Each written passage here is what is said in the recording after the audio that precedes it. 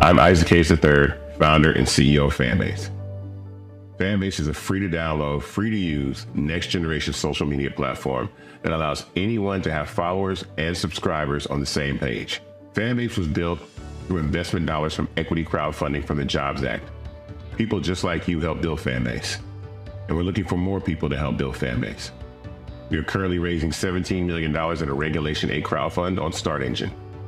We've already crossed $2.1 million, but we're looking to raise more capital from people just like you that deserve the opportunity to invest in early stage startups without having to be accredited investors. So right now, I'd like you to go to startengine.com/fanbase and invest. The minimum to invest is $399. That gets you 60 shares of stock in Fanbase right now, today. And then use Fanbase to connect with friends, grow your audience, and be you without limits.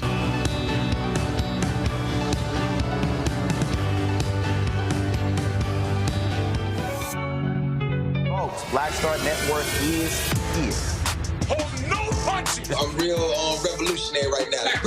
Support this man, Black Media. He makes sure that our stories are told.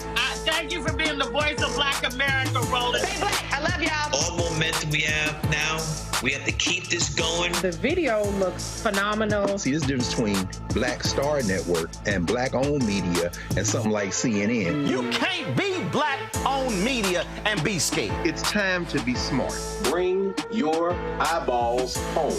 You dig?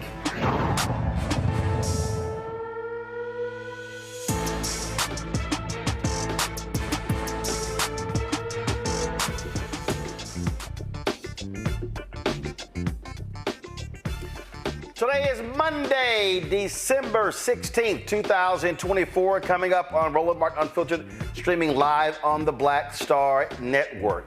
MAGA, oh, they say, look at this, there's proof the FBI, they were involved in January 6th. They even got Stephen A. Smith agreeing with him.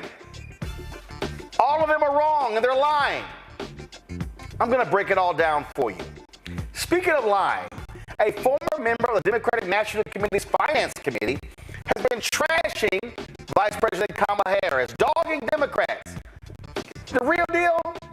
She's just sucking up and kissing Fox News' ass, all for a contract. Yep, I'm going to expose her as well. Also, coming on today's show, I'm going to deal with another issue. Yeah, there's a whole lot been bothering me. So, the left, folks like with the Young Turks, have been playing footsie with the right. They've also been attacking the far left, which is weird because they're actually the far left. So it's a whole lot I got to unpack. It's time to bring the funk on Roland Martin Unfiltered on the Black Star Network. Let's go. He's got whatever the miss, he's on it. Whatever it is, he's got the scoop, the fact, the find. And when it breaks, he's right on time and it's rolling. Best believe he's knowing. Putting it down from sports to news to politics. With entertainment just for kicks, he's rolling. It's on go, roll, y'all. It's Roland Martin, yeah. Rolling with Roland now. Yeah, I have Elon Musk, mom. Get it ready.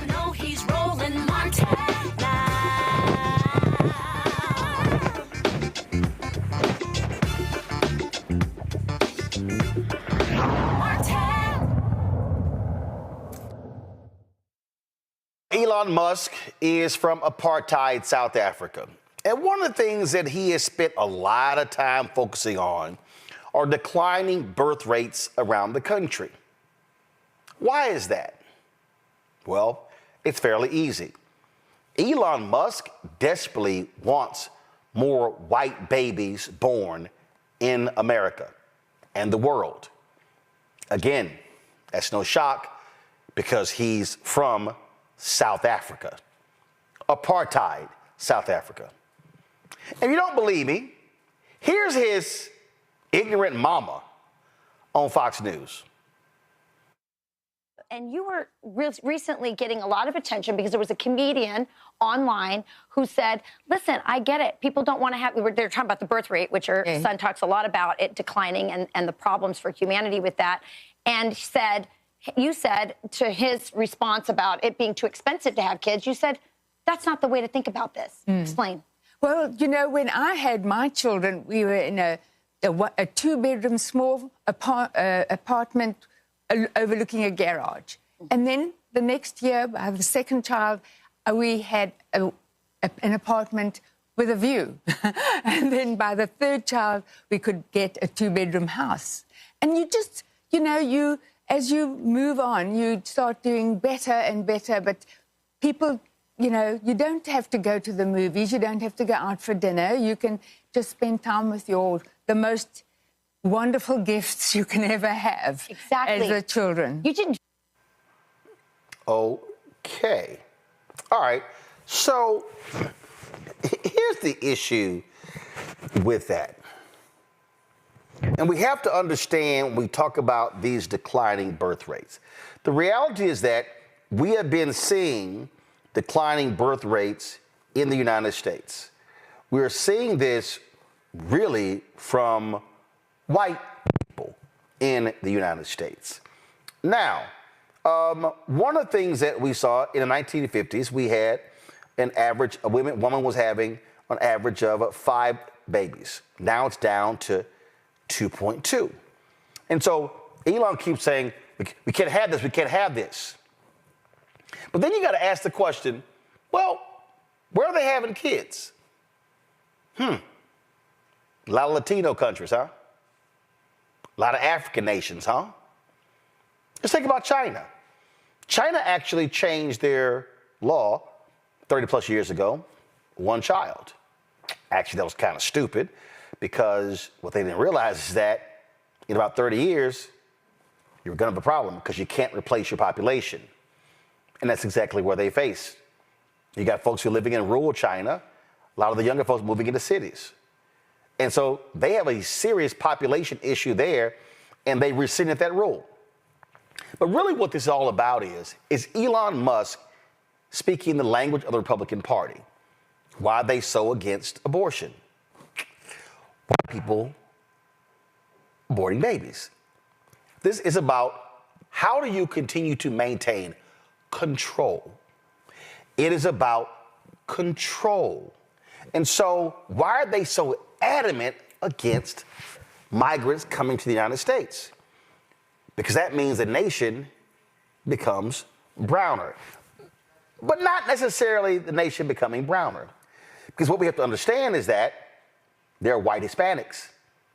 And white Hispanics who typically adopt the ways of white people. Because when you think about colonialism, you think about racism, whiteness works. It does. It works. There was a video I saw over the weekend, and there was a young man who is Mexican. And in the video, he was talking about what it means to be brown, to be dark-skinned. I'm gonna play the video of you for a second. We have to understand what's going on here. And so when you hear all of this talk about declining birth rates, I need you to understand the motivating factor for all of this. And it is to maintain whiteness. And so a lot of the attacks against immigration, it is what? They don't want them brown people here. What did Donald Trump say before, last time he was in Oval Office? What did he say? Why can't we get folks from Sweden or Denmark? You say, wait a minute, those are white countries. That's what you got going on. You don't want white folks coming into the country. He can't stand African immigrants. He doesn't want immigrants from Haiti. He doesn't want immigrants for the Caribbean. He doesn't want immigrants for Bermuda. No. The Republican Party, they want white people. Haitian immigrants. Positively impacting Springfield, Ohio. Oh, no. We need them Negroes gone. I need y'all to understand what you're about to see. You need to understand the deportation efforts, all the talk about, oh, they're taking jobs and it's housing. No, this is about maintaining whiteness in America. See, what you're seeing right now in the United States, we've actually seen in the past 10 to 15 years. Y'all might not pay much attention, but I did. There were massive protests happening all around Europe. What are the protests about? They were protesting African immigrants. Because guess what? Declining birth rates in Italy, Germany, Ireland, the UK, or the European nations. They were angry with these African immigrants coming in. But guess what? The reality is when you have declining birth rates, a nation has to replace the people in order to continue to maintain your GDP, your gross domestic product. If you don't have people who are doing the jobs, then you're going to be in trouble. The Elon Musk of the world, they care about white people who aren't having babies. And that's exactly what you heard there. I want to bring my panel right now. I'm Congo Bean, Senior Professor of Lecture School of International Service, American University. Lawyer Candace Kelly, lawyer Jade Mathis. Glad to have all of y'all here. I mean, this is real clear, Candace. And I don't think people need to understand when you hear these discussions about declining birth rates. They don't give a damn about black people. They don't give a damn about brown people. This is about maintaining whiteness in America and, frankly, in Europe. So listen, we are talking, Roland, about declining birth rates. We're also talking about the increase of the death rates within the white population. And this is what we call a culture shift. This is a culture shift that people are recognizing that they need to do something about. And I think that when we talk about anybody who is brown skinned, and I know that you're about to run that clip, that if you are in any way black or brown, close to it, anything that is anything other than being white, you are going to be dealt a lesser hand. I think that they are somewhere trying to figure out what happened. How did we let this happen? But as we know, culture shifts happen all the time. We are in the middle of a culture shift right now when we transition on January 20th. A culture shift happened after George Floyd. People, they changed, they were about face when it came to DEI. There's always culture shifts that we are living in. This is a huge one. And this is why we are hearing this rhetoric that's kind of really hidden. But you are right in that the bottom line is that white people, as we know them, those rates are declining. And when we see less of them, we're talking about generations from now, everything will shift. It's just a numbers game. It's inevitable that everything will shift if you have fewer people who are mating and procreating people who would be considered white in this world. And again, when we think about whiteness, we're not talking about ethnicity. Sometimes we are, but when we think about it in the context of Mexicans or Indians, it is the lighter, the better. It has nothing to do sometimes with the race that you are almost brought in, and they recognize this. See, a lot of folks, again, don't really pay attention to what these things mean, Congo. Go to my iPad, Anthony. This is a piece that was in Politico in July 2024, the political shockwaves of America's falling birth rates. And so when you go here, this is what it says. Dangerous and destabilizing. Social Security insolvency, less economic growth, a smaller and older workforce. They say those are some of the long-term economic consequences demographers and economists say the U.S. could face if Donald Trump makes good on a central tenet of his campaign platform, significantly cutting immigration levels and increasing deportations. Now, when you go here and you look at this here, you'll begin to understand it. So when J.D. Vance was complaining about childless cat ladies and said that them not having children is catastrophic for the country, he talking about white women. And look at this here. He said, if your society is not having enough children to replace itself, that is a profoundly dangerous and destabilizing thing, he said in an interview with Megyn Kelly. But guess what? What is the answer to that? Immigration is one of those answers. Look at this here. According to a January report from the Congressional Budget Office, immigration is almost entirely responsible for keeping the population at steady state or growing levels through 2054, even as a U.S. fertility rate continues to fall. This is very simple. The numbers decrease. The United States saw a decrease in the number of births from 2002. It's down to 1.6 births per woman over the course of a lifetime.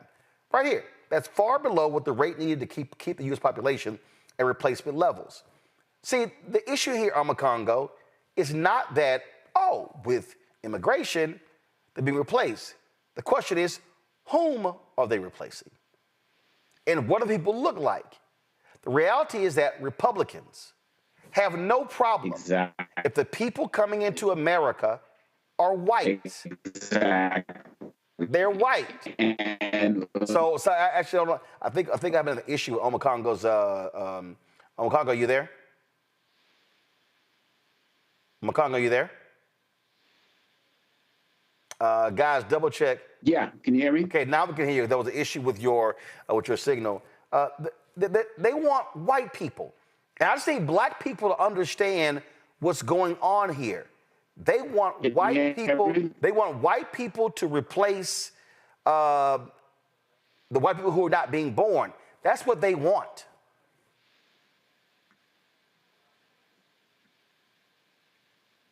Looks like we have an issue with Omakongo's feed. Let me go to Jade. Jade, that same question for you. People need to understand what's being said, what's being unsaid, but being said. Yeah, absolutely, Roland. And one thing that I thought about that I don't think they factored in is that as of, the 2022 census, we now have 33.8 million people who are biracial in the United States, right? So when we're talking about the people that they want to increase, the percentage in, like you said, they're talking about a particular set of people, right? They're talking about white people who look like them, but not only those who look like them, those who are at an economic advantage as them, right? So those who they think they're going to bring some value to them. So those who are not going to be able to do the black jobs and the Hispanic jobs, right? But then if you're talking about immigration and deporting the ones who are doing the Hispanic jobs, then who's going to be left to do what you consider the Hispanic and black jobs? But by the way, I hope you consider the large amount of biracial people in the United States as that continues to grow. So again, watch this here. Look at this here. Go to my iPad. This was a report the Biden White House put together May 2024. A first principles look at historically low U.S. fertility and its macroeconomic implications. Folks, what we're talking about here is economics, and it shows it right here. The U.S. birth rate declined to its lowest level in history. This data point is the most recent in the trend of falling U.S. fertility rates since 2017. It says observers have noted that low fertility and the aging population that it generates implies fewer workers per capita and creates significant headwinds to economic growth, the fiscal sustainability of a public benefit programs, and the trend of continuous improvements in living standards as reflected in per capita incomes. So let me unpack that, and people need to understand this, Congo. So if you're 30 years old right now, okay, you're paying into Social Security. Retirement is what? Is it 65, 67? Maybe they raised it to 70, okay? But let's just say it's 65. That now means you're going to retire in 35 years. Mm-hmm. In order for you to retire in 35 years, you're going to need people working in 35 years, paying into the system so you can get paid. The problem is, if you continue to see a drop in U.S. fertility rates, if you are not replacing those people, the person who's 30 today, when they become 65, you ain't having nobody pay into a system. But so that's one piece of it. But again, the Elon Musk of the world and people like him and Republicans, Donald Trump and others, they have no issue with white people coming into America. They do not want black and brown people. Absolutely. I mean, I haven't heard any stories about when people talking about cracking down on illegal immigrants. I haven't heard them say anything about the over 200,000 Irish immigrants who are in New York and cracking down on them. There's never a conversation about that. And the roots of this country are rooted in that. Remember last year, Roland, when the National Genealogical Society had to come out with an apology because they said their whole organization was founded on the importance of white purity. That's why they were testing genes. And so that's the history of it. You know, Julian Bond said America spells out I am race if you switch out the letters. Donald Trump is running on an age-old idea in America. And you started out with Elon Musk's mom. Elon Musk was born in, 1971? So she's talking about raising 2 white children in South Africa. I think she's going to be all right no matter how she had those children. So this idea that they are this party of, purity. Yes, purity for the continual growth of white children. And they don't care. And that's why they want to have these anti-abortion laws, because at the end of the day, they believe that it's going to help more white women reproduce. But these black and brown kids that reproduce, put them out, you got prisons for that, right? You got a poor educational system. You got things that may happen with police misconduct. I heard one of these politicians say over the weekend, we need more Daniel Pennies out there because we got too many Jordan Neelys. So they already have a plan for population control for many of us. And so the more honest we are about this, the more we can actually tackle this situation. And we have a president that's coming in who ran on whiteness. Look at me in my beautiful white skin. I'm more white than Giannis Antetokounmpo from the Milwaukee Bucks. And if we're not honest with this, it's going to be too late for too many of us. And so the fact that you're leading with this tonight is extremely important, because they have a plan for population control, and they have a plan for making sure that those numbers, ever since those reports came out, Roland, that said by 2050 something, white folks are going to be in a minority, they've been losing their mind. And that great replacement theory and everything you talk about in your book, White Fear, is coming to fruition. And now they have their avatar, who they believe is going to usher them into this new stage of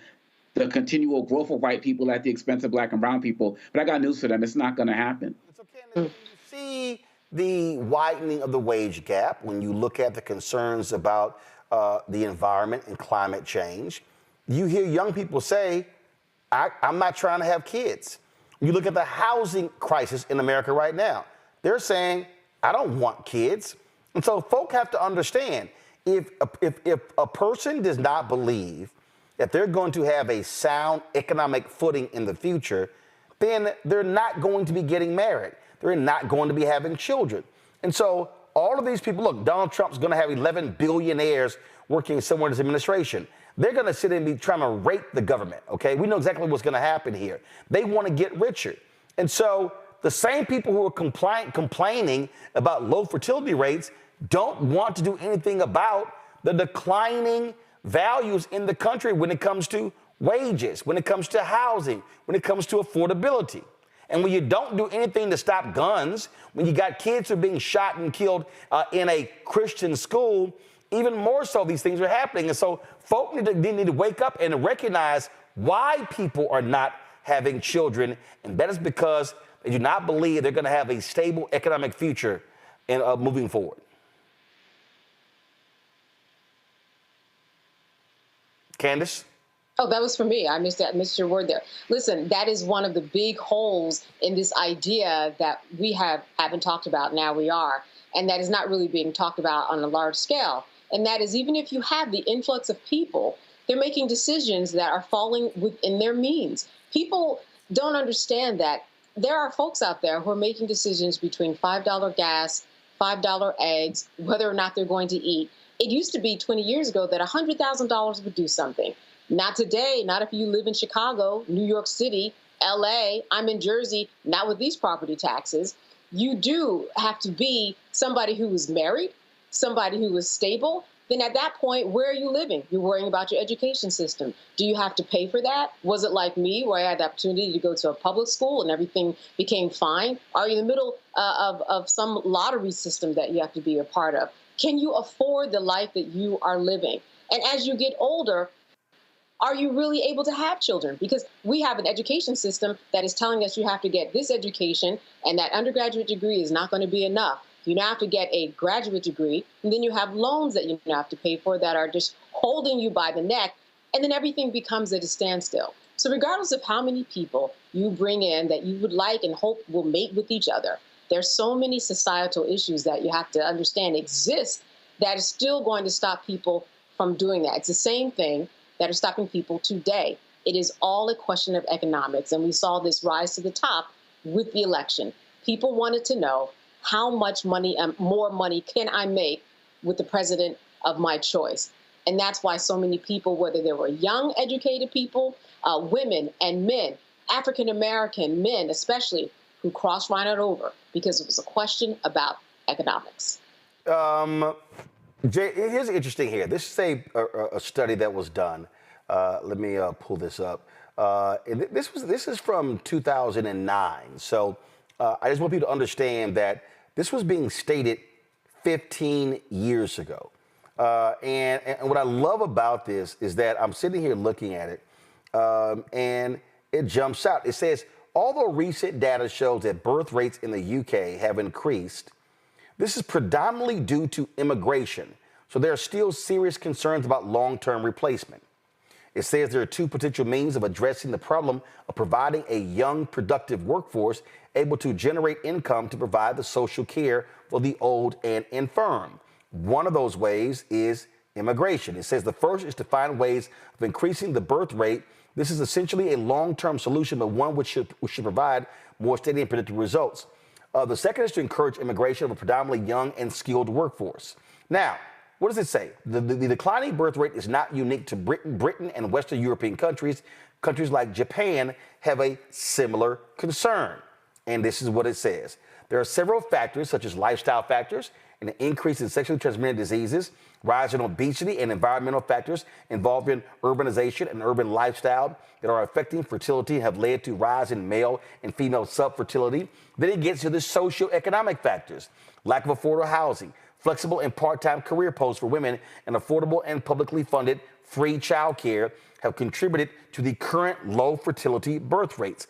Couples, women are delaying starting a family, which has led to a true decline in their fertility rates levels due to ovarian aging and related reasons, leading to reduced change of conception. Now, why am I saying all of that? If you do not deal with the economic realities of life, you're not going to be able to change this. And so, listen, I don't have any birth children, but when my wife and I raised my nieces, twin nieces, daycare was as high as $2,000 per month. We're talking about a mortgage when it comes to childcare. And so now you're dealing with that. And so this is one of the issues. I remember when Bill Clinton, when they were changing the welfare work requirements, oh, you got to go out and work. And people were like, yo, I want to work. Who's going to care for my child? I got to make a decision. Do I care for my child and go to work, or do I work and I got to stick my child with a friend or a family member? That's real. And so American policymakers can't, on one hand, talk about, oh, we got to get rid of immigration, we got to deport all of these people, if you still don't address the underlying reasons why folks who are American don't want to have kids. It's an economic issue. Yeah, well, I think you're absolutely right. And I'm so happy that you show that article and you share it what you share, because I am pushing upwards 40. And I think as a civil rights attorney, I make a pretty good income. However, that is one of the main reasons that I am not prepared to have a child, is because I don't know. I cannot pay for childcare in the DMV area or Los Angeles. I'm bi-coastal. It's at least $2,500 to $3,000 a month. I have non-traditional work hours, so I can't do that. I am so scared the way this economy is going, to the point where I froze my eggs last year because I said, I am not sure when I'm going to be able to have a mini person. So it's that bad that we have that fear. So you're absolutely correct. Congo, again, same story here, says there has to be a policy, a state and federal policy to address the realities of fertility. One of the things in this article, I'm going to go up a little bit earlier, they said that hey, government should be looking at how do you fund fertility treatment? How do you fund IVF? When you got Republicans who are frankly having a war against IVF, now you're like, hold up, y'all are having a war against IVF, but then y'all complained about low fertility rates. Which is it? This is an issue that, again, and for all these people, now I remember I had some people over Congo who like, oh yeah, Roland Martin, he's sitting here, trying to explain to us, what immigration is good. I'm just telling you right now, facts are facts. If one of the reasons, and this is what economists say, one of the reasons the United States was able to weather the storm of COVID, and one of the reasons why the U.S. economy rebounded at a faster rate than any other nation was because of immigration. Numbers don't lie. The amount of money the work they were doing, they're putting money into the system. Now, you could have these loud mouths in Chicago, some fool who was complaining, I won't have her on the show. And I'm like, because y'all are idiots. You can sit here and complain all you want to, but I'm laying out, and this story, what I'm showing you is a document from 2009, okay? 15 years ago. We're now in 2024, and we're seeing in the United States the exact same problem that the UK, Japan, and so many other European countries are now dealing with. And so you can just sit here and go, well, hey, I don't care. It's not going to impact me. But trust me, it's going to impact your children. It's going to impact the next generation. And it's going to take several generations of intense focus on fertility in the country in order to reverse this trend. And there's nothing that tells me that is going to actually happen. Yeah, I think the other thing we need to add is that since that article came out in 2009, now in 2024, we're also dealing with these issues of these abortion laws that have been leading to men and women deciding to surgically put themselves in positions where they can't have kids.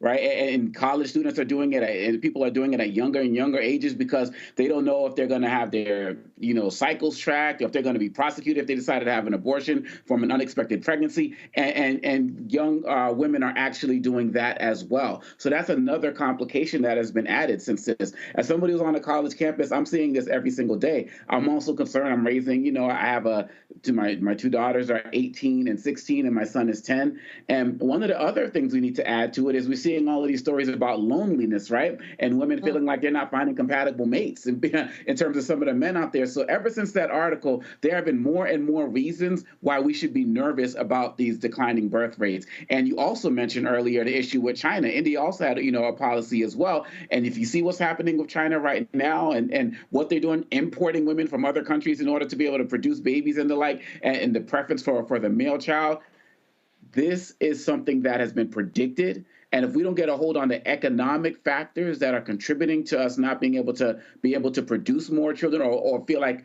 having more children can be a desire, then this country is going to go the way of other countries that you have so rightfully cited here. The problem is with this new administration coming in, we know a recession's coming down. We know that there's going to be terrible economic policies. We know this man does not have a plan for the working poor. And so we're going to be dealing with this for at least another 4 years. And another 4 years could set us another 100 years back as it relates to, like you said, getting back to a point where our levels are right. But these folks at the top, these so-called leaders and 11 plus billionaires in Trump's administration, they do not give a damn about any of us below them.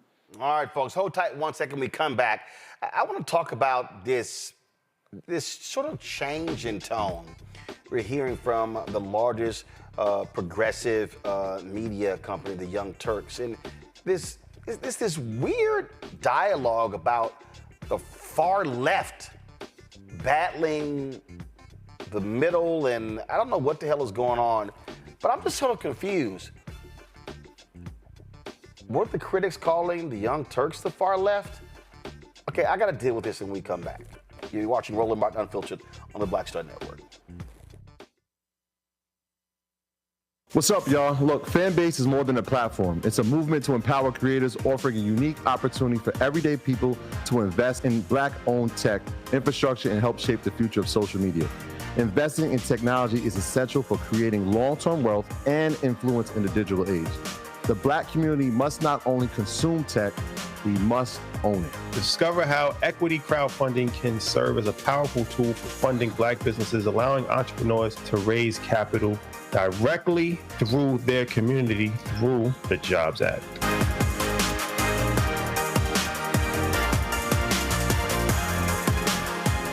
On the next A Balanced Life with me, Dr. Jackie, we're talking about leveling up, or to put it another way, living your very best life. How to take a bold step forward that'll rock your world. Leveling up is different for everybody. You know, I think we fall into this trap, which often gets us stuck because we're looking at someone else's level up journey, what leveling up means to them. For some, it might be a business venture. For some, it might be a relationship situation, but it's different for everybody. It's all a part of A Balanced Life. That's next on Black Star Network. Now streaming on the Black Star Network. I had been trying to get a record deal for a long time. You know, when I finally got signed to the Motown record label in 2003, I was 34, 35 years old. And up until that time, I had been trying to get record deals the traditional way. You know, you record your demo, you record your music, and you send it, you know, to the record labels, or maybe somebody, a friend of a friend, knows somebody that works for, you know, the record label. And really, chemistry that was my last ditch effort at being in the music business. How long have you been trying? I've been trying since I was a teenager. Wow. You know? And you know. And I'm grateful that it didn't. I'm grateful that it happened when it happened, because I wasn't prepared, you know, as a teenager to embrace all that comes with a career in the music industry.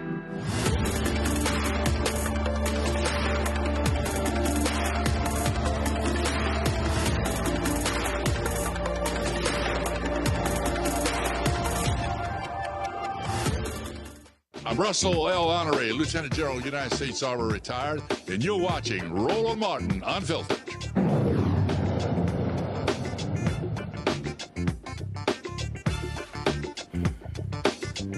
So I've been paying close attention to a lot of folks in the wake of Donald Trump beating Vice President Kamala Harris, who are critical of Democrats, turning on Democrats. And I'm going to deal with one a little bit later. But the Young Turks, a very progressive, large media company, it's been very interesting watching Cenk Uygur and Anna Kasparin, who, and you know, them doing interviews with Glenn Beck and going on right-wing media and all kinds of stuff like that. So Cenk put out this tweet, which I'm confused. It says, the radical left has been primarily bullying the rest of the left for years.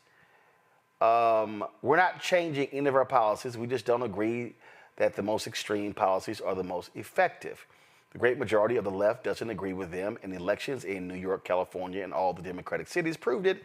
So I'm not going to let them speak for the rest of us. They can try their usual bullying tactics.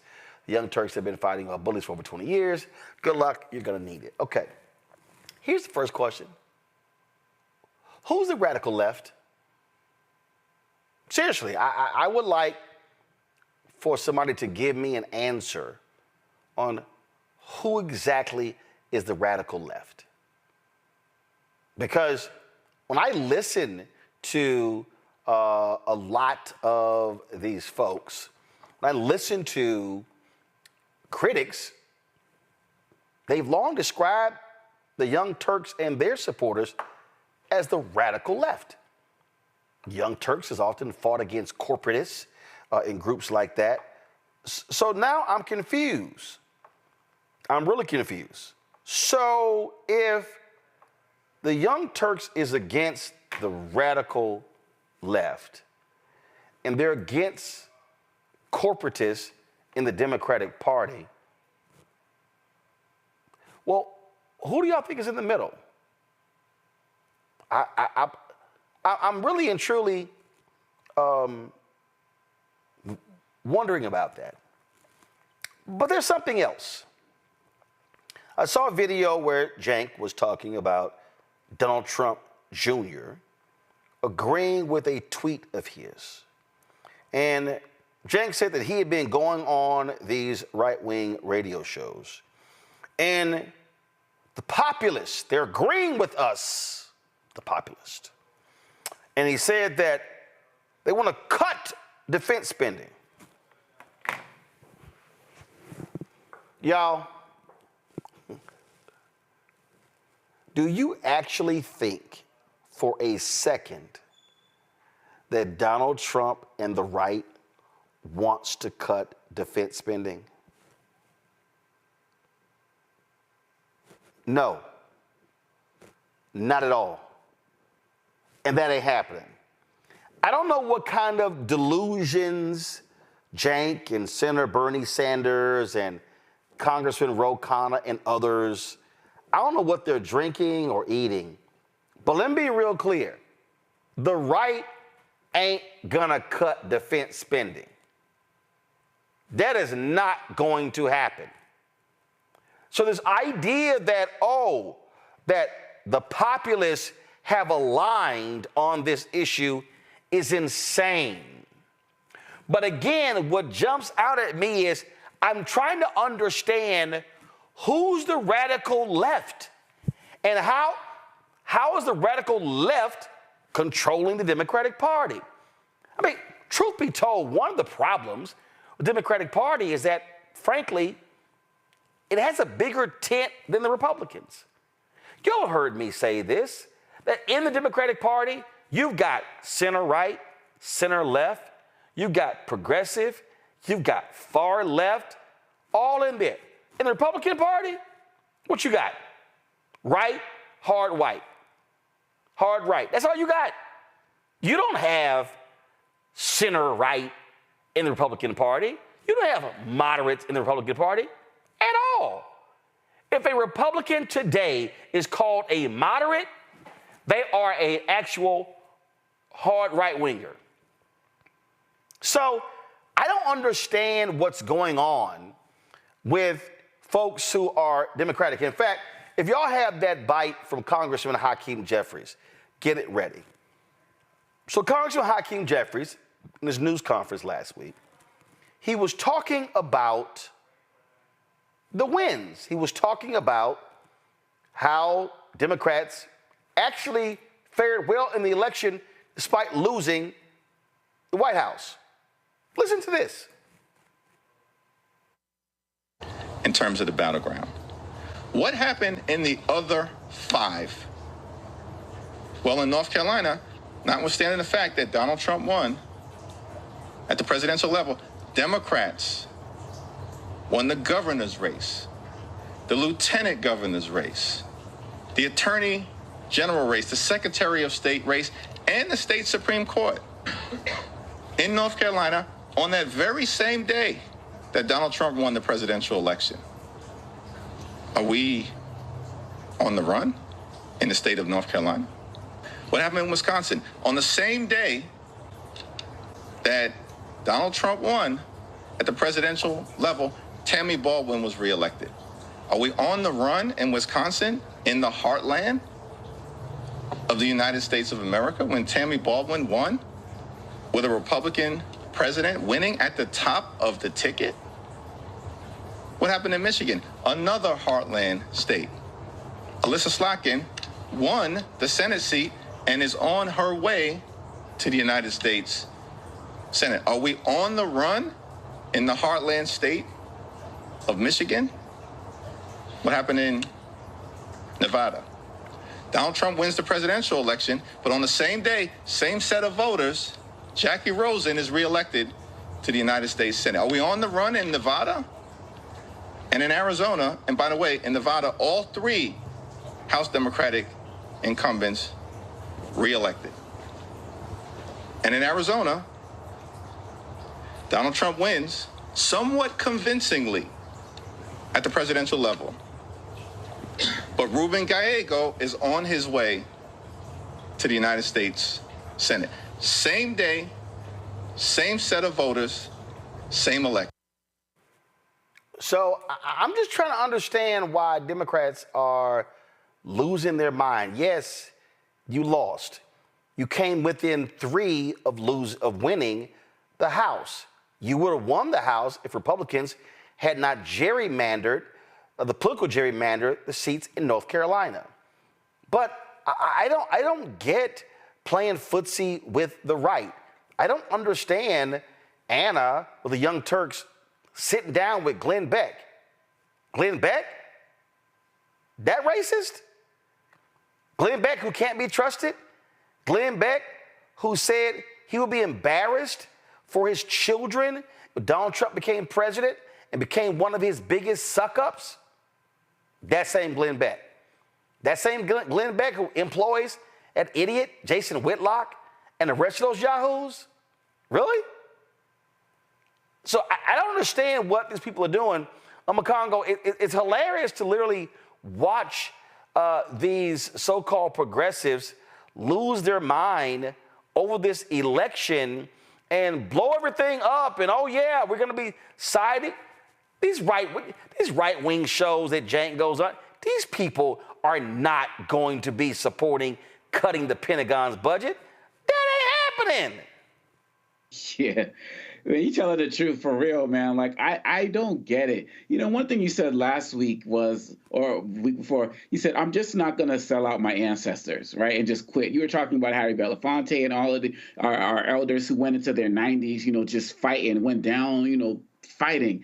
And you got these guys, these 20-somethings, these teenagers, some 30-somethings, quitting after like one election, right? Giving in, just like caving in. And then you couple that with organizations like ABC folding, with Stephanopoulos and all this. And I don't get it. This obeying in advance, this idea of we got to play nice, this idea of that, you know, we gotta talk with, and look, I'm all about finding common ground. I'm all about having, as Glenn Singleton talks about, courageous conversations, but with people who actually want to build, with people who actually recognize me and my issues as real. And these guys have no desire to do that. And so they're actually wasting time, valuable organizing time that they could be spending meeting with like-minded people, that they could be spending organizing protests and boycotts and other types of things. I'm not seeing the resistance that we need to be seeing right now. And this is how Trump's getting over before he even gets in. And we're like, what, 30-something days away from inauguration? That just means there's going to be more people trying to placate these guys. And Glenn Beck and these other guys, they're going to come on their platforms, they're going to smile in your face, and when they get into that power again, they're going to stab people, not even in the back, they're going to stab them in the front this time. Donald Trump and his ilk have told you everything they want to do and are going to do. So for people to start losing their minds over the fact that, you know, we lost an election, didn't get the results that we want, Trump did not get a mandate, the House shrunk, and there's crazy elections, a whole bunch of elections coming up in 2026. So you're right, man, we got to buckle down. This is not the time to abandon values. This is time to hunker down on the values. And I don't like watching media anymore, Roland, where I can't distinguish what side they're on anymore, because so many of them want access, and so the other side are afraid of lawsuits. So I'm just like, I got to find trusted networks like Black Star Network to keep the truth going, because so many of these other folks are losing their minds and selling their souls. I'm just trying to understand, Candace, who's the radical left? How is the radical left completely controlling and dominating the Democratic Party? I'm confused.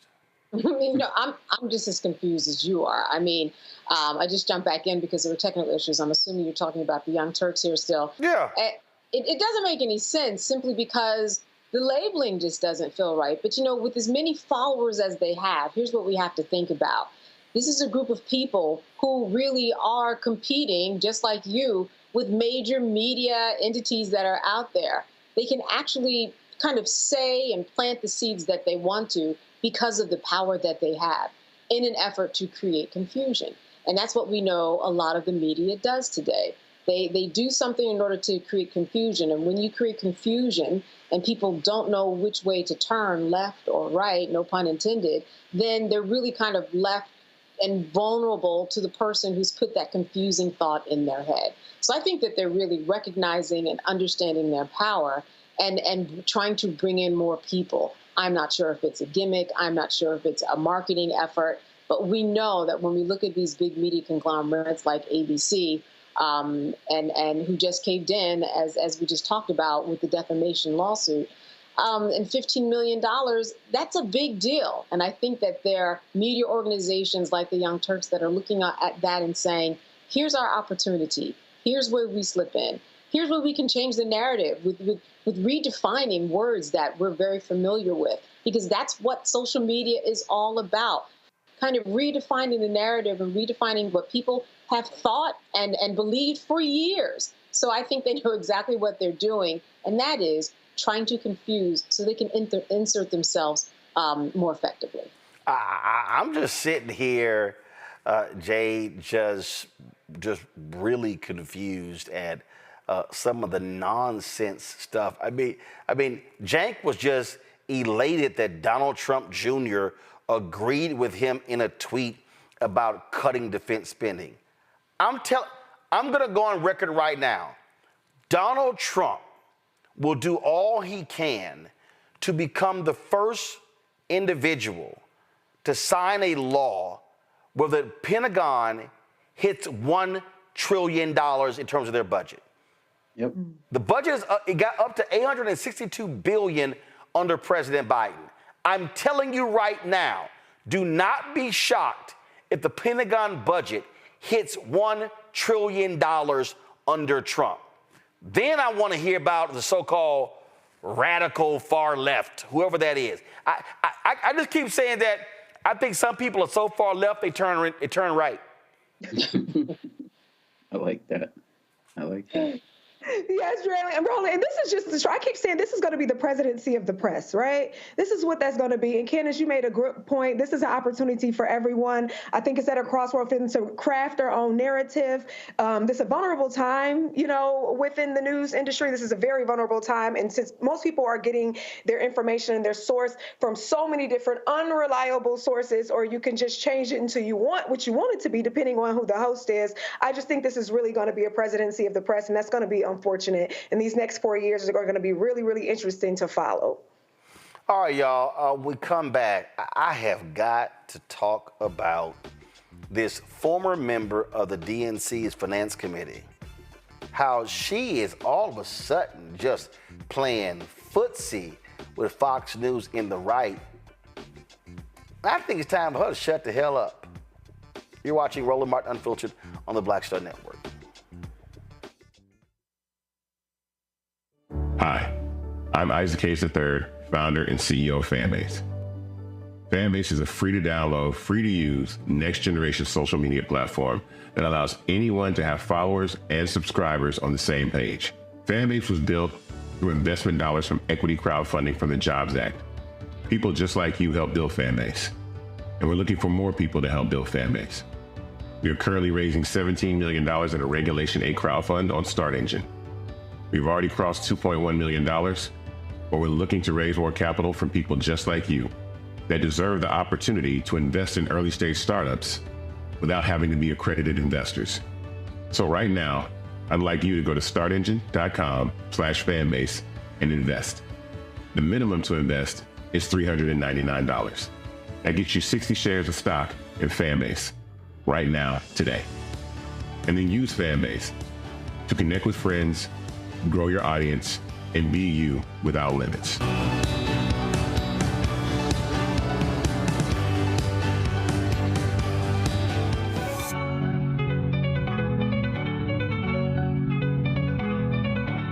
The next Get Wealthy with me, Deborah Owens, America's Wealth Coach. Dexter Jenkins is a faith-based financial mentor with more than 20 years in the financial services industry. He's passionate about helping families build generational wealth. Even though I'm talking about things like prayer, I'm talking about things about reading the word, I'm talking about things like fellowship, I'm talking to members who are dealing with losing their houses, or I'm talking to members who, because of a lack of the handling their finances, they're working 2 and 3 jobs. And so what I'm finding is that they're not coming to church because they don't have a handle on their finances. We're talking how to get wealthy through faith and our finances on the next Get Wealthy, right here, only on Black Star Network. Now streaming on the Black Star Network. I had been trying to get a record deal for a long time. When I finally got signed to the Motown record label in 2003, I was 34, 35 years old. And up until that time, I had been trying to get record deals the traditional way. You know, you record your demo, you record your music, and you send it, you know, to the record labels, or maybe somebody, a friend of a friend, knows somebody that works for, you know, the record label. And really, chemistry that was my last ditch effort at being in the music business. How long have you been trying? I've been trying since I was a teenager. Wow.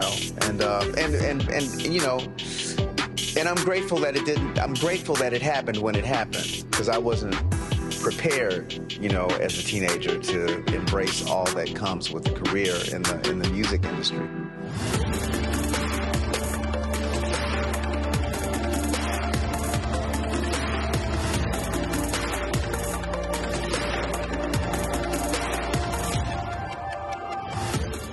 Now that Roland Martin is willing to give me the blueprint, hey, Cyrus, I need to go to Tyler Perry and get another blueprint because I need some green money. The only way I can do what I'm doing, I need to make some money. So you'll see me working with Roland. Matter of fact, it's the Roland Martin and Cheryl Underwood show. Well, should it be the Cheryl Underwood show and the Roland Martin show? Well, whatever show it's going to be good.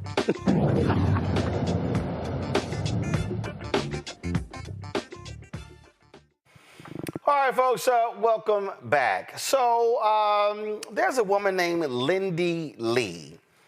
She bills herself as this longtime member of the DNC Finance Committee. And during the election, oh my goodness, Lindy just had so much to say about Kamala Harris and about, you know, the Democrats. And, you know, she was, you know, posting photos and all those different things, and she was doing all that sort of stuff. But now all of a sudden, she's now singing a different tune. Now all of a sudden, she's complaining, and now she's saying that this is wrong, it is unfair, and what's going on, and that that Vice President Kamala Harris has left a stench, if you will, with the party, and she should not run again. She's critical of the money that they raised in the campaign, and on and on and on and on and on. And so she's got a whole lot to say about what went on. Now, what was interesting is poor little Lindy, y'all. Lindy got a little attitude because I ripped her, and Lindy decided that she could not take. Now, mind you, she got all the smoke for Vice President Kamala Harris, but poor little Lindy. If y'all go to my iPad, little Lindy has blocked me on Twitter because I was lighting her little simpleton ass up, you know. And so if you want to see a suck up, here it is here. Oh, today's my birthday. What an absolute joy and honor joining the incredible, the one and only Kevin Cork, who is truly a national treasure. Spending time with the Fox and Friends family, Will Kane, is the best way to spend my birthday. Sending love and warmth to you all. That's her just so happy, and she just cheesing being on the Fox News set. The same Fox News that paid $787.5 million in the defamation case because they were advancing election lies. The same Fox News that continue to lie and lie and lie and lie. And in fact, Lindy has so much to say that she went on Mark Halperin, you know, the dude who had issues, sexual harassment issues, you know, so he got canned from ABC and from MSNBC and lost all of his other stuff. And then, so she goes on his podcast talking with Meghan McCain, who is, I'm sorry, only has anything in life because of my father, General John McCain. And so here's little Lindy sharing her thoughts and perspective on why the Democrats didn't win. Silence, because I held my tongue for years because I wanted democracy to prevail. Frankly, that was it. But now that she lost, I feel liberated to say things that I have felt for years, which is that the woke, progressive, I mean, it's just going to condemn us to the wilderness for the foreseeable future. And the fact that the DNC chair, I'm sorry. Go ahead. The DNC chair, Jamie Harrison, just last week doubled down on identity politics. This is a losing approach, and he's still going full steam ahead. There's no remorse, no introspection. Not to mention the fact, you had Kamala Harris campaign senior advisors on the Pod Save America show, not demonstrating any sort of circumspection or self-analysis, and not taking any responsibility for doing things like spending $2.5 million. Okay, so she's again just running her mouth, and she's just complaining about everything. And the thing that I find to be real funny about poor little Lindy Lee is that she's got so much to say, but don't you notice how they woke identity politics, but then they actually can't actually name it. So somebody put this clip together that I thought was real interesting. So check this out. This is Lindy Lee talking in August. And then you're going to hear a clip of her talking in November. Listen. Is now able to galvanize young people in states that were formerly completely out of play. Michigan is back. Young people who are disenchanted or completely tuned out are back. The energy behind her has been absolutely phenomenal. I don't remember this level of excitement since I was a kid cheering for Senator Obama. It took me a year essentially to raise $1.1 million for President Biden. It took me a week to raise $2 million for Kamala Harris. I want to point out that they waited 3 days. Michelle and Barack Obama waited 3 days to endorse Kamala Harris. It was a silence heard around the world. And prior to Biden's endorsement that no one really anticipated, they were vetting people like Mark Kelly. Kamala Harris wasn't at the top of the ticket. So Biden's endorsement of Harris caught a lot of people off guard, even the chieftains of the party. I really think it was a big FU to everyone. I'm so sorry. Okay, so let's just be real clear. So when she's talking about, they were vetting Mark Kelly. Y'all heard me say on this show numerous times that there were people who did not want Vice President Kamala Harris on the ticket. Do you know who told them to go to hell? President Joe Biden. Yep. So for her saying, they were vetting Mark Kelly was never going to be the VP candidate. Ever. It wasn't going to happen. But here's a little bit more of Lindy Lee's audition on Fox News. Because, see, the real thing she's trying to do, she's trying to get a Fox News contributor job, y'all. I just want y'all to understand. So Lindy Lee is desperately trying to become Fox News' favorite Democrat to book. So the game is, let's book a former member of the DNC Finance Committee, because she's no longer on the Finance Committee. I did call and check. She got removed last week. So she's now desperate for relevancy, and so she's running around. Do y'all know how many members there are on the DNC Finance Committee? A lot. A lot. She said, it took me a year to raise $1.1 million. She's not even one of the top party fundraisers. But when you are quick to go on right-wing media and trash Democrats and trash Vice President Kamala Harris and her campaign, Fox News is going to book you all day and all night. It's a little bit more of Lindy. Well, it's interesting that it sounds to me like there's this shift. We tend to think of big tech, especially in financial tech, as being sort of right, or make that left-leaning.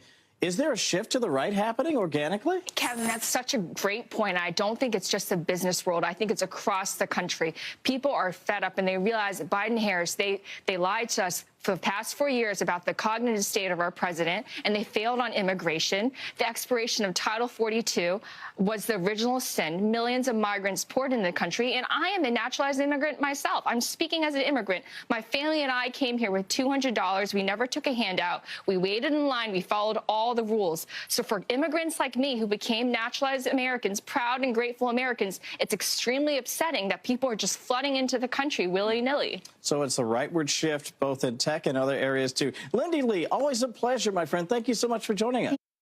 Okay, so Lindy Lee was talking about the rightward trend in tech. Can we cut the bullshit? Do y'all know why there's a rightward trend in tech? Because the Trump tax cuts expire in January 2025. The billionaires want to make the Trump tax cuts permanent. Second of all, everybody knows if you kiss Donald Trump's ass and hand him big bucks, he'll do whatever you want. There are reports circulating right now that Donald Trump, they're going to approve no longer having Tesla have to report accidents in autonomous vehicles. Why? Because he spent $300 million helping Trump win. The rest of these guys, they don't want the government cracking down on big tech. Who's now their big friend? Trump. Who was yelling and screaming, get rid of TikTok? Now, I kind of like TikTok. That's what's going on here. And so, Lindy Lee is a joke. She's a joke. This was an unprecedented campaign. The reality is this here. If you really want to study the campaign, there were a lot of mistakes made by Vice President Kamala Harris's team.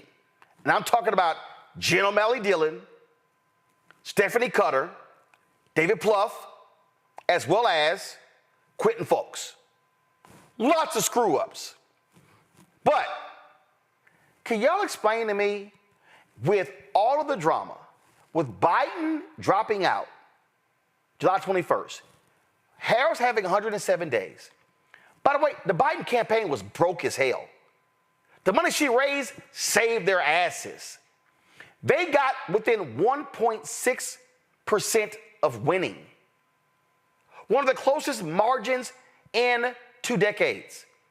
And these people are acting like, oh my God, the world just came crashing down. Oh my God, what do we do? Could anybody have predicted the impact of October 7th in Israel, in Gaza, and Hamas on the election? Nope. The reality is Joe Biden was not popular among young people. He wasn't popular among black people.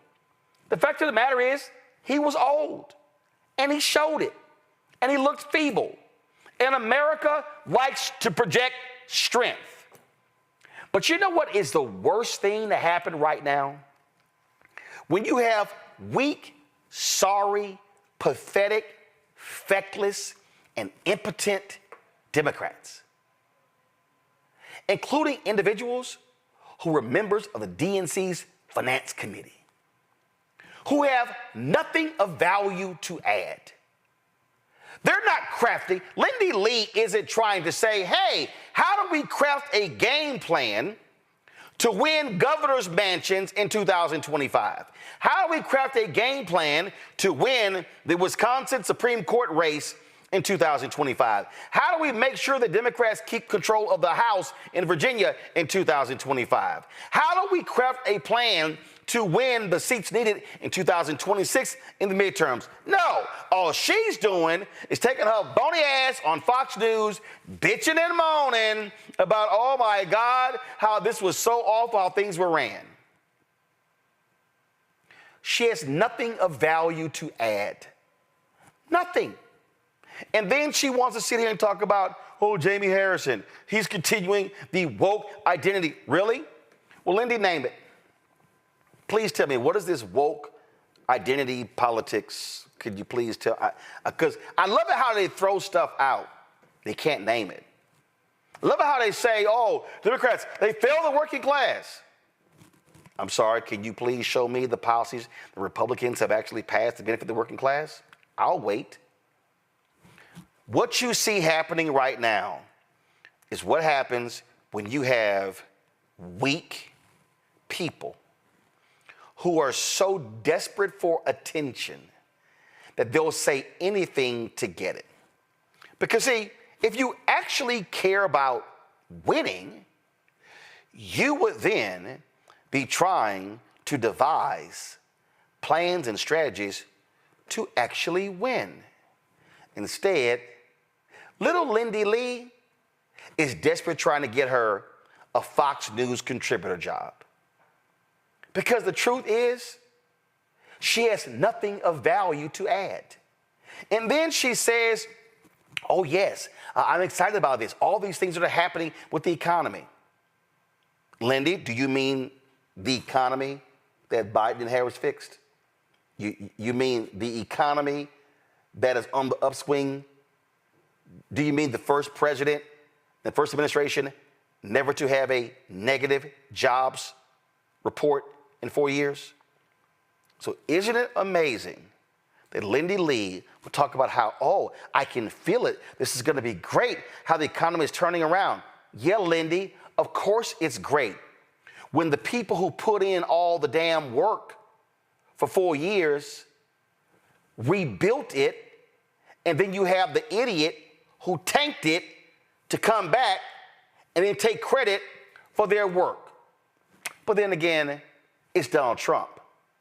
He's cheated through life, and he's always taking credit for somebody else's work. So, Lindy, if you never come back, fine. Because you know what? You serve no purpose right now. Real quick with my panel, Jade, I'll start with you. Well, I'm trying not to laugh at Miss Lindy, Miss Little Petite Lindy, but this is the quickest switch up I've seen, like, in history, like in political history, because just a few months ago, Miss Lindy was shouting to the rooftop how not only did she, is she some random donor, she's one of the biggest, if not the biggest, Asian American fundraisers in the history of the Democrats on their side. So I quote that is what she said a few months ago. So I am so confused and perplexed as to how now she's stating a few months later that Trump actually called his committee actually called her and asked her, would she be willing to switch?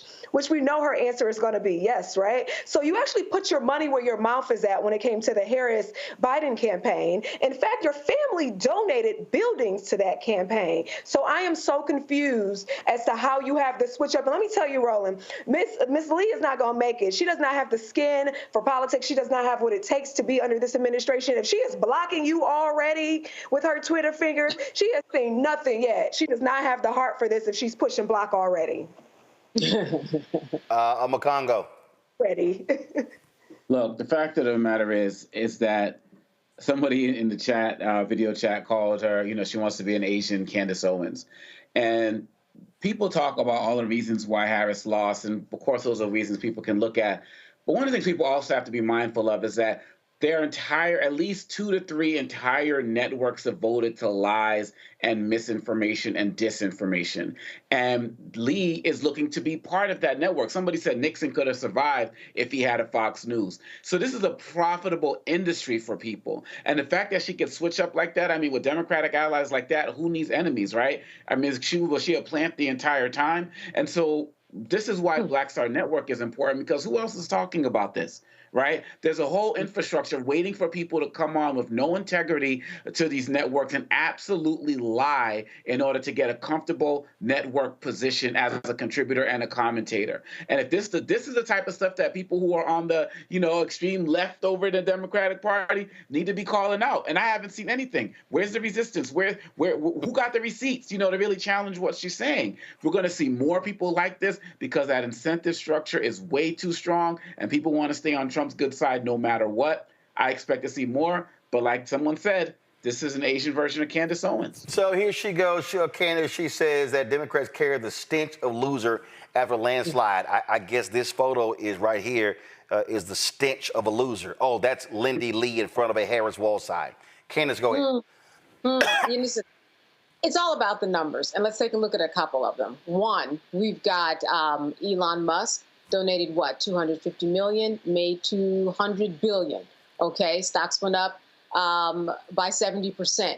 You've got the Sean Hannity. He makes 45 million over at Fox. That's very attractive to her. You got people like Tim Cook and Mark Zuckerberg. He actually made $1 million donation, right, with Trump. You've got other people, Jeff Bezos. People are lining up to get in bed with what's going to happen on January 20th. And when you think about someone who wants to be a contributor and is trying to reimagine what her life will be at her age, I am not surprised. She reminds me of a lot of people who might be contributors, may not even have to believe what they say, but they do see that dollar sign. They do see a career move, and they do see an opening, even if for the next 4 years. They must be courting her very hard for her to actually switch that quickly. And for her, it must make sense. And I mean the sense with the S ends in C-E-N-T-S. That's what I think that we're seeing here. Well, and talk about follow the money. This is Lil Lindy speaking on October 30th, 6 days before the election. Since we're talking about money, listen. Of extremely wealthy business tycoons who understand they have business contracts. In fact, Jeff Bezos, Blue Origin, has a $3.4 billion contract with NASA that he doesn't want to jeopardize. And the LA Times owner has had a long-standing relationship with Trump that he doesn't want to undermine as well. So these people are looking at the polls and they're understandably nervous that Trump will return to power, and they're going to find themselves on the wrong side of the aisle. So what they did was cowardly, absolutely cowardly and reprehensible. But they're doing it to protect their business interests at the expense. Sounds to me like you are protecting your bottom line as well. Lindy Lee, we're done with you. Dismissed. When we come back, OZ founder Carlos Watson is headed to federal prison. We'll tell you exactly what happened today in a courtroom in New York and talk to a former staffer at OZ. You're watching Roland Martin Unfiltered on the Black Star Network.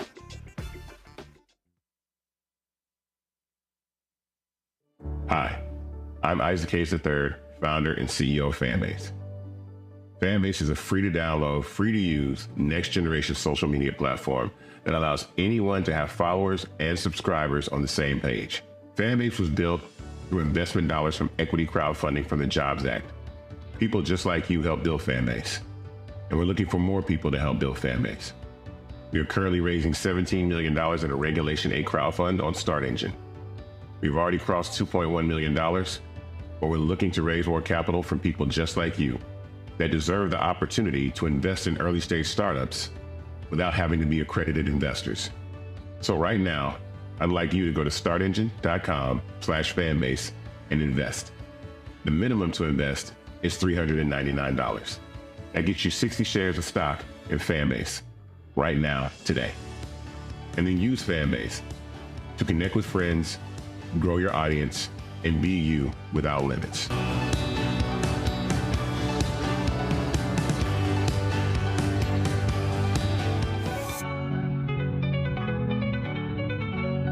This is Motown recording artist Kim. You are watching Roland Martin Unfiltered. That boy, he always unfiltered though. I ain't never known him to be filtered. Is there another way to experience Roland Martin than to be unfiltered? Of course he's unfiltered. Would you expect anything less? Watch what happens next.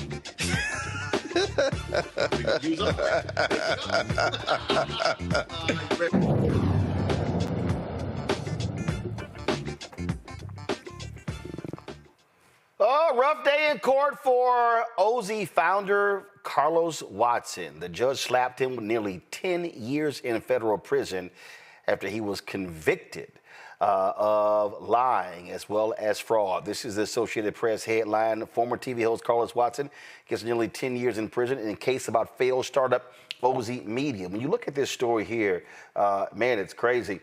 They say in one example, another OZ executive impersonated a YouTube executive to hype OZ to investment bankers while Watson coached him. Watson and now the defunct company were found guilty last summer of charges including wire fraud conspiracy. He denied the allegations and plans to appeal. This would happen in court today. Quote, "I love what we built with OZ," he said in court Monday, initially addressing supporters in the audience before the judge suggested he turn around. Watson told the judge he was a target of selective prosecution as a black entrepreneur in Silicon Valley. And then, of course, he called this a modern lynching. "I made mistakes. I'm very, very sorry that people are hurt, myself included, but I don't think it's fair." Now, he could have got 37 years in prison. He's free on $3 million bond. He has to surrender to prison on March 28th. Now, check this out. The federal judge here said that the quantum of dishonesty in this case is exceptional. Your internal apparatus for separating truth from fiction became badly miscalibrated. Prosecutors said that he and others inflated numbers for Ozzy to defraud investors and lenders, touted deals that did not exist. They also falsified other different issues. Again, they even said, prosecutors, that Watson listened and text talking points while his co-founder impersonated a YouTube executive on a phone call. And so what's also interesting, now, first of all, 2 co-defendants pled guilty, testified against him as well. And even after the trial, he was still saying this is unfair and why do they come after me but not somebody in California?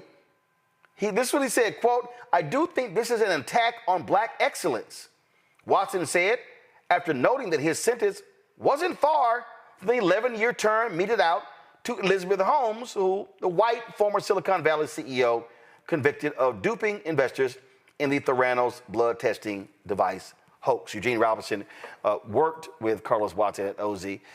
Eugene joins us right now. Eugene, what do you make of Carlos continuing to say this was an attack on black excellence? This is a modern lynching. They came after the black man, and they didn't go after white guys who did the exact same thing that he did.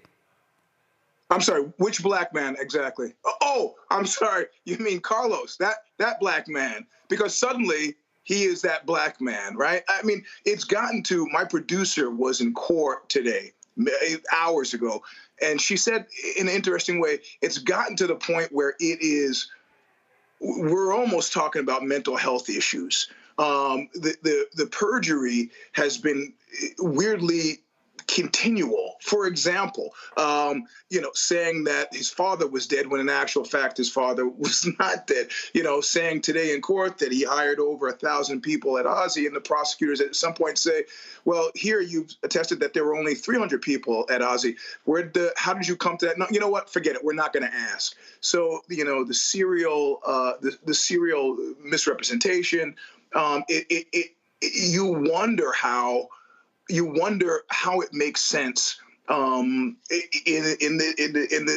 the arena of possibilities. So yeah, it seems to me very strange now that he is now he was on Charlemagne the God show, and his black bona fides are out there when this was never an interest of his. And in fact, like I said in some of the pieces I've written for the New York Times, he was much worse on the black employees, and up to and including today in court, his 2 African-American attorneys were sidelined in favor of 2 white attorneys that it's clear that he has greater confidence in.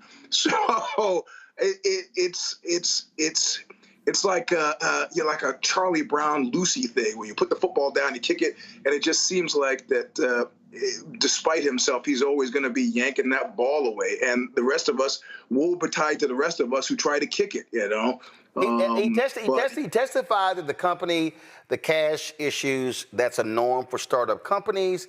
Investors knew they were getting unaudited numbers. The AP story says only one of those investors spoke at the sentencing, Beverly Watson, who stands by her brother. She told the court Monday that her biggest loss was, quote, this important platform that elevated people and ideas that weren't being heard before, unquote. Okay, but here's the deal, Eugene. The reality is, dude, they got you. You and your COO were faking as if a YouTube executive was on the phone to get money from Goldman Sachs. They got your text messages telling him what to say. Like, you can't, listen, I have a media startup company. I get it. I get it. You're trying to keep it afloat. Nah, bruh. Frankly, you were spending way more money than you should have. And that is, you were desperate to try to build this mega company. And then there was a brother, on Twitter who was saying, we're keeping Carlos from, he was going to become the first black publicly traded company in Silicon Valley, and this would stopped it. Dude, if they had gone to market with an IPO, the numbers would have got blown out of the water and the fraud would have been discovered.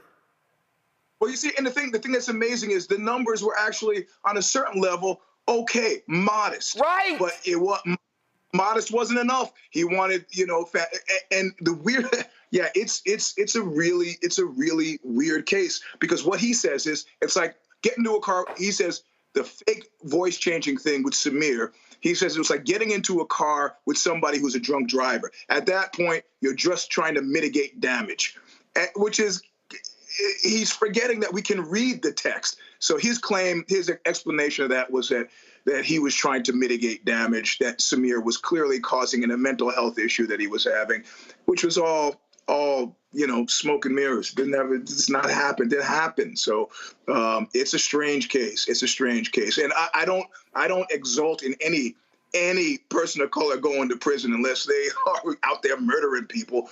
But this is a case in which I think if you want to play that Valley game, you got to play the Valley game. Elizabeth Holmes is in for 10, 11 years. Sonny Balwani in for 10, 11 years. And it wasn't 37 years. They added on 2 more years for perjury. So he could have done 39 years, which is 4 decades. I think he should consider himself very fortunate today. And the thing that jumped out, and look, hey, the advertising industry loved him. I mean, General Motors was throwing money at him. Kirk McDonald at Group M, they announced a big deal, all this sort of stuff like that. There's a way you build a business. There's a way. And the bottom line is, you don't lie. And what was weird to me was like, well, these other companies lied. Again, that was this one tweet. This guy was like, oh, yeah, BuzzFeed was continuously, and other companies were trying to buy them. They showed in court that was a lie. And I'm like, y'all were still lying in court. And I made this comment, it's like, dog, you try to act like you were the John Shaft of black media, like, oh, you were coming to save everybody. No, you were lying. You were just making shit up. And I'm sorry, you can't go out there around the world talking to people and you lie about your numbers. You're lying about your readership numbers. You're lying about how many tickets you sold at Ozzy Fest, all sorts of stuff. You were just lying. And I'm like, bruh, it's fraud. When you start misrepresenting your financial numbers, Donald Trump got convicted of of what? Same thing in a New York civil case. Yep. And listen, Shane Smith from Vice owes me money that he hasn't paid, has no intention of paying. Carlos Watson owes me money, but the difference is that Carlos Watson lied to my face repeatedly, as he did to many other, very earnest, serious journalists that were working for, not very much money at all for over a decade. So yeah, it's a heartbreaking tragedy, like Sean Merchant just said in Inc., a friend of mine who wrote a piece for Inc. It's a tragedy all around. Of course, in his description of it, Watson himself believes it's a tragedy for everybody, including him, which, I'm sure lots of people in prison say that, but my heart doesn't bleed for him. I'm just going to say this right here. As a black man who owns a media company, I'm like you. I don't want to see anybody go to prison. But if your ass did it, and you kept lying about it, and they got your text messages, see, bro, that's on you. And then this whole grandstanding, and he's dropping videos like, he tried to come after me. It's like, oh, I wanted a job with him. No, I talked to Constance White. I reached out to you to get a sense of what you were doing. And here was the deal. After this whole thing, collapsed, after he called me out on the Breakfast Club, he calls me, and in the phone call, he just felt I was unfair. Then he gonna ask me, can we collaborate on advertising? I said, dude, you're toxic. I said, ain't no way in hell, no lie. He called, I was like, ain't no way in hell we doing anything together. This is the lesson that people need to learn in this whole deal. If you're gonna build something, you can't short circuit. And you know what? Here's what you and I know. Being black, we know we gotta be twice as good. We know we gotta dot every I, cross every T. We gotta triple check everything because I'm gonna question everything. And so, hey, here's a lesson, Carlos. You're not one of the white guys. And you might say, well, it's unfair because the white guys get to play it. Well, guess what? You ain't one of them, and you got your Negro wake-up call, and now you're gonna go to prison for almost 10 years. Yep. which is about as long as it's going to take so he doesn't come out and reoffend. I honest to God believe that if it was less than that, then the possibility of reoffense would be extremely high. So, all right. Eugene Robinson, certainly appreciate it. Thank you so lot. Thanks for having me, sir. Thank you. I'm going to go to my panel, Candace. I sat here, Candace, the story that Ben Smith did with the New York Times, and I'm following this, and it was just the brazen lies. And I'm sitting there like, dog, they got you. Anybody, listen, this is a standard thing we know when it comes to these courts. You're a lawyer, Jay's a lawyer. If they charge 3 of y'all, the first 2 in the door with a plea deal go get hooked up. The last one, you're screwed. Guess what? The first 2, they cut deals and testified against him. They waiting to get sentenced.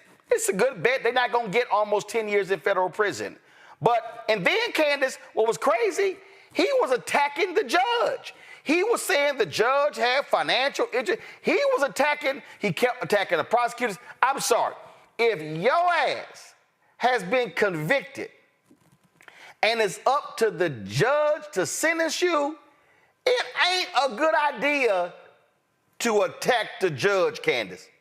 No, not a good idea. But I love the way the judge put it. The quantum of dishonesty in this case was exceptional.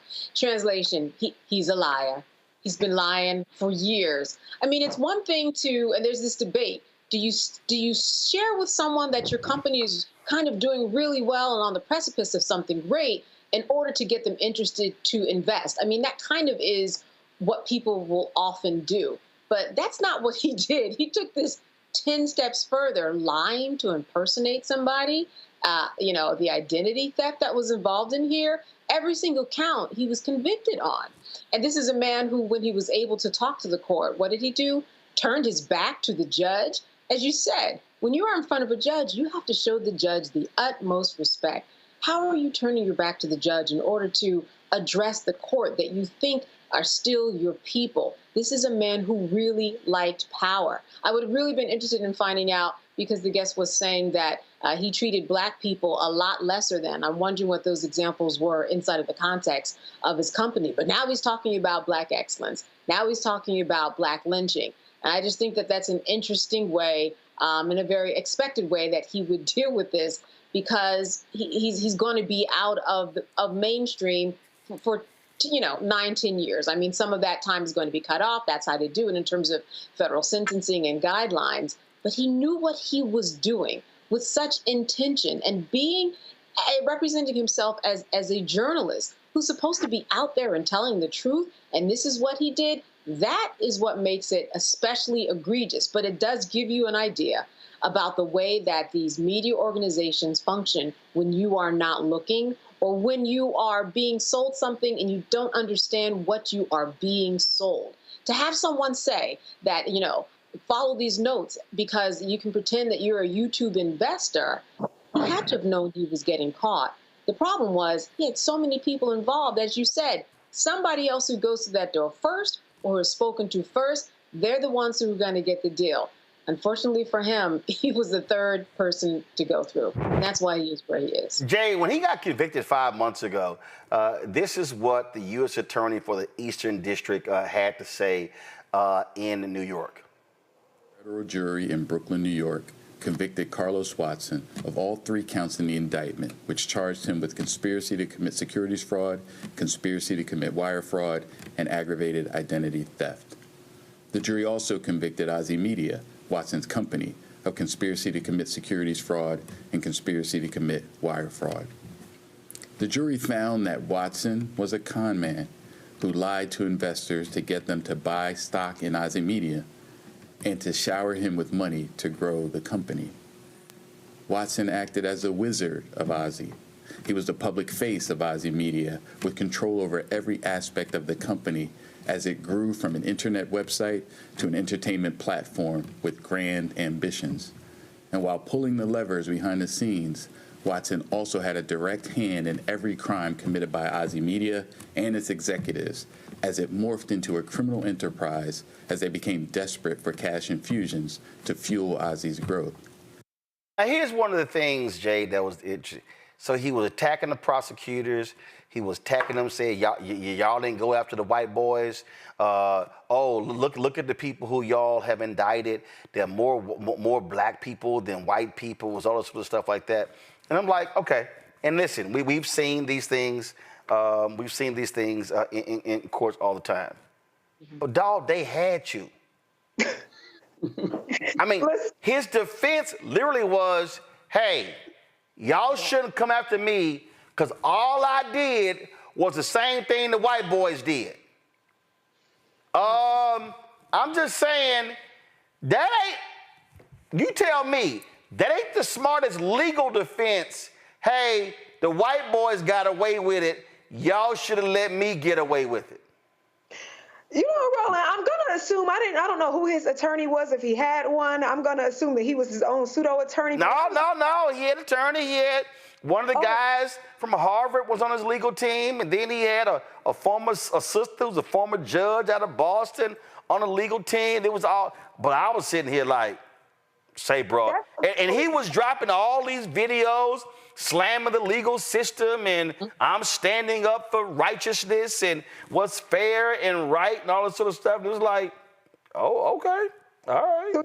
Competent legal team. But one of the things I used to despise when I was a prosecutor is people playing in my face in court. And listen, by the way, what he's saying publicly, number one, and how he acted up and showed his narrow behind in court by the judge's wording, exactly what Candace said. I know he acted a fool up in that courtroom. I know he did. But it's so crazy because, sir, we have the evidence. The jury has seen the evidence. The judge has seen it. It's been produced. There's the evidence there. So what that would make me believe as the judge at that moment, and maybe even his defense attorney, is that maybe a mental health evaluation may need to be ordered in this case because there's something that's not connecting at the top mentally. Right? That's what I would have probably thought about to order that as part of his punishment. Secondly, he needs to be happy that his butt is going to be out on that $3 million bond for the holidays and that they were generous enough to let him out for the holidays. Hey, Omakongo, my man put together a 2-hour documentary called The Troubling Case of Carlos Watson, When They Come For You. Y'all think I'm lying. Go to my iPad, y'all. I'm not lying, y'all. I ain't making this up. Go. In New York have arrested Aussie media CEO Carlos Watson on fraud charges. Watson facing now charges of conspiracy to commit securities fraud, wire fraud, and aggravated identity theft for his role in the impersonation of multiple media executives while in talks with investors. Soon after the arrest, the SEC charged Watson as well with defrauding investors of approximately $50 million.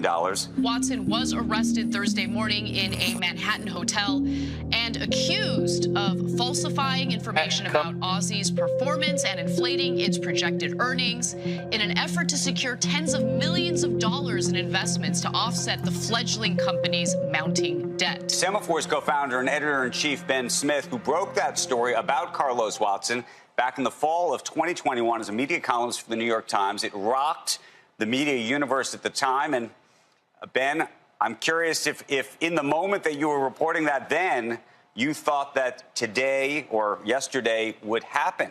You know, honestly, I did. I mean, I think, that great interview, Carlos says that he thought it was just sloppy and stupid. And it is very hard to convict people, notoriously hard, of securities fraud. But this was so obviously illegal. They named 3 individuals as being involved in this conspiracy. 2 of them have already pled guilty. And it was a bit of a surprise for everyone, but especially for Watson.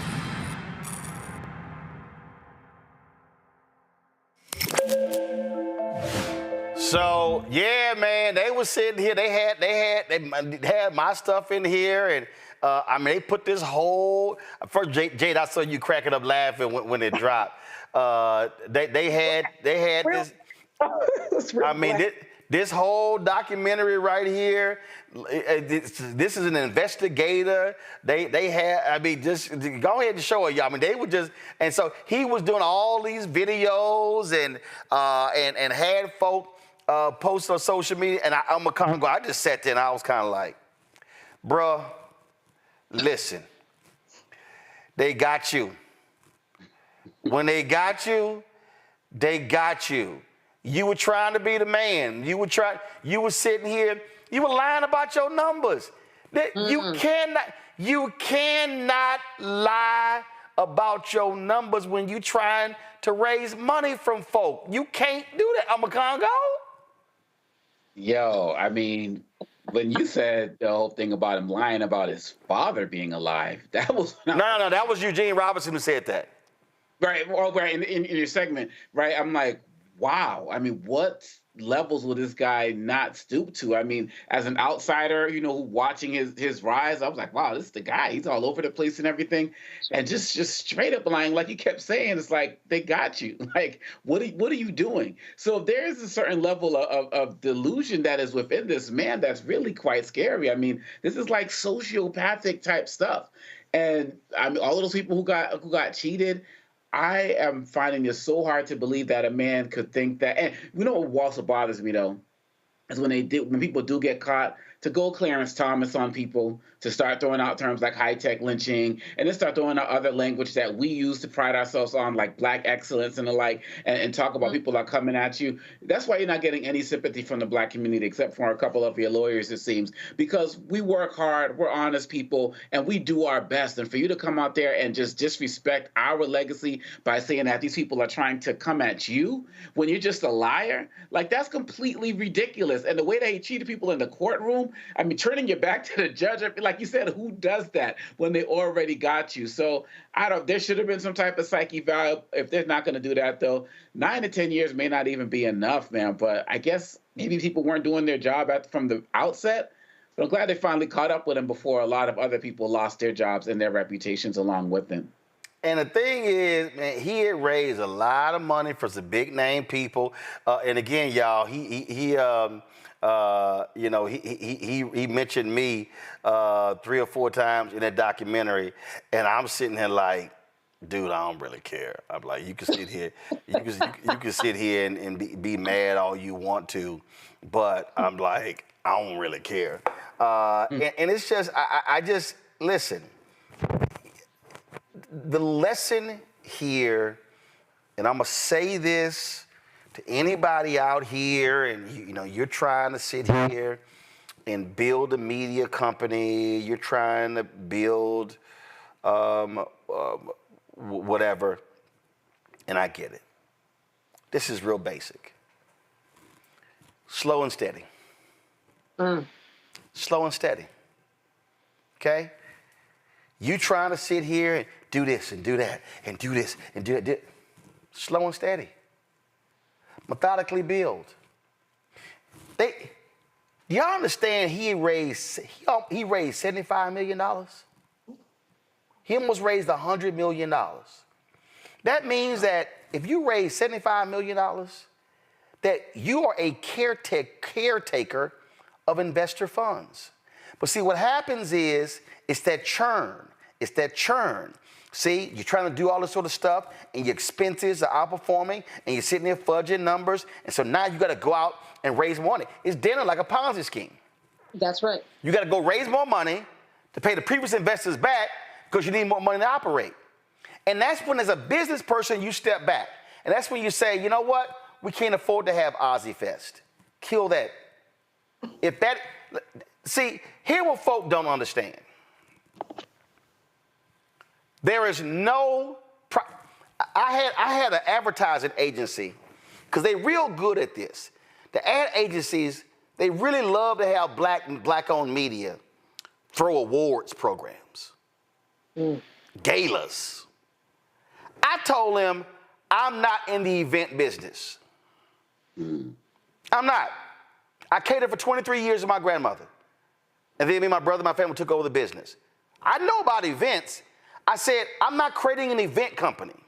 I'm not going to expend a ton of energy doing some event where my profit margin is going to be incredibly small just to be able to say, oh, we had the Black Star Network honors, or we had this gala. You know what? That's fine. Everybody can do the Power 100. The Root can do their dinner. I'm not doing that crap. You know what I'm going to do? I'm going to be like the white media companies. Press a button and run ads. That's what we do. So when I'm making decisions on what we're spending, I'm looking at the money that I have. And I'm like, no, we can't do that. That's too expensive. Nope, we're not doing that. That's just not making us any money. No, because we're going to run a profitable business. That's what you have to do. But what I'm not going to do is go out here and go, oh, yeah, we're going to do $18 million in revenue in 2025. And then it's like, well, we did $4 million in 2024, but what the hell? Ain't no big deal. We can just make this stuff up. No. That's what we're seeing here, Candace. And people need to understand that you can sit here and yell, holler, and scream, well, you know what? I'm black. Say, dog, we all know we ain't them. We ain't them. You ain't, Carlos, you ain't Donald Trump. Okay? You ain't gonna sit here and finagle your way out of it. Yo, we ain't them. And if you know that up front, if you know the system is gonna treat black folks differently, ain't no way in hell I'm screwing up. I like freedom way too damn much. And you know what? I would rather run a $25 million a year company than lie and suggest I'm at 75 or $100 million. Because my ego is just fine at running a $25 million company. But what I'm not going to do is risk going to federal prison. Oh, ain't no way in hell I'm going to do that, Candace. Well, you said three letters that I was going to say. Ego. That's what all of this was about. This man wasn't a dumb man. He knows the consequences of somebody who does something bad if you're black and if you're white. It's inevitable. There's no way around that. So he thought, because of his ego, that he was going to be able to get away with it. Here's what's unfortunate, though. As you said, this was a man that did have some skills. He just wanted more. He just wanted more. He knew how to court people and raise tens of millions of dollars. But what he decided to do was throw that all away because he wanted more. He wanted more money. He wanted more power. He wanted more say, thinking that he was going to get away with it. I think that's something bigger than what we're even thinking about. And just like Eugene said, this is someone that has problems that are more upstairs than we could ever think. Someone who lies about their father dying, or someone who sets up a whole scheme to pass a script on to a fake YouTube representatives. That's someone who has a lot more going than just, a risky business taker. That's someone who's a liar. You know, scratch a liar, find a thief. He's making it true. He is making that saying true. And, we follow the evidence. Follow the evidence. That's another thing. Why would he think in this world of technology, in this digital age, that his digital footprint would not follow behind him? Doesn't matter what you erase, doesn't matter what you throw away. That evidence is going to find its way in court. They're going to talk to Comcast or Time Warner. They're going to talk to Sprint, Verizon to get all of your information. Why did he think otherwise? Ego. And that's something for him to think about when he's behind bars. Man, I'm sorry. Freedom is just too damn good. All right, y'all, we're going to go to a quick break. When we come back.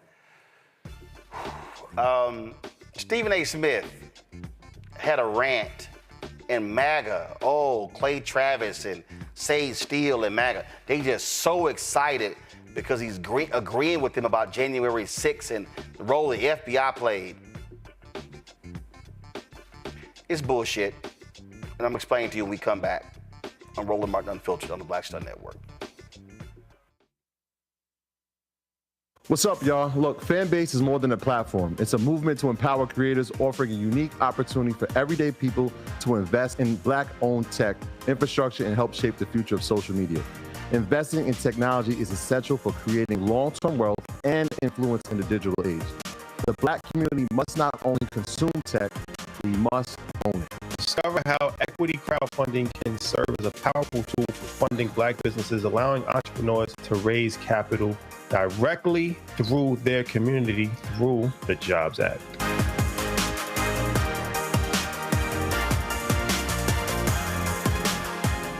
On the next A Balanced Life with me, Dr. Jackie, we're talking about leveling up, or to put it another way, living your very best life. how to take a bold step forward that'll rock your world. Leveling up is different for everybody. You know, I think we fall into this trap, which often gets us stuck because we're looking at someone else's level up journey, what leveling up means to them.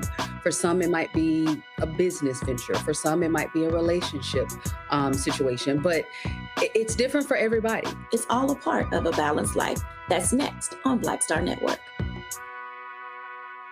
Now streaming on the Black Star Network.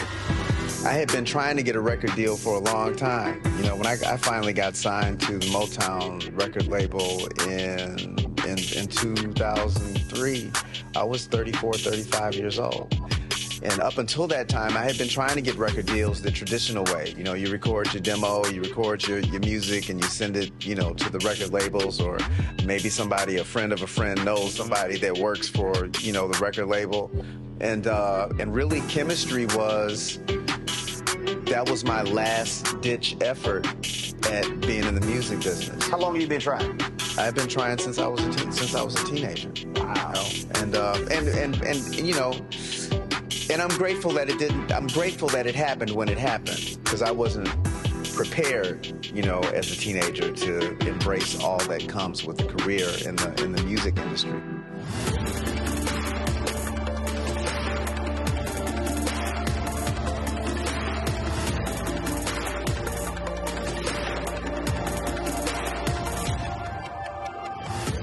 Hey, what's up, y'all? I'm Devon Frank. I'm Dr. Robin B., pharmacist and fitness coach, and you're watching Roland Martin Unfiltered.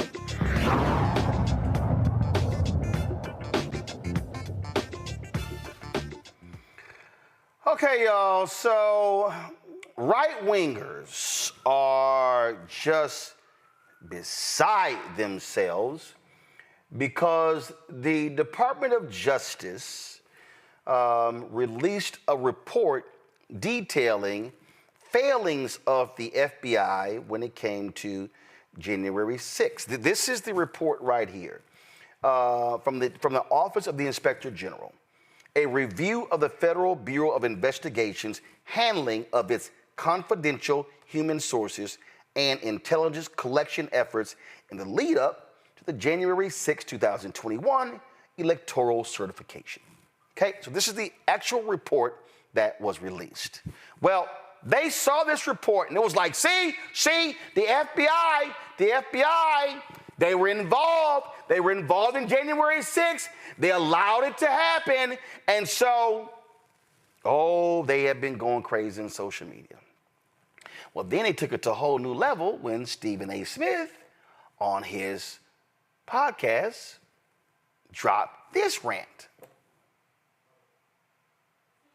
The news comes amidst a bombshell report from the Justice Department that revealed the FBI had at least 26 confidential informants on the ground when the Capitol was stormed on January 6, 2021. The report says most of the informants engaged in illegal activity during the chaos. The Justice Department says only 3 of its 26 informants present had been instructed to observe potential domestic terrorist suspects on the day of the riot. The rest of the 23 appeared to have gone to the Capitol on their own accord.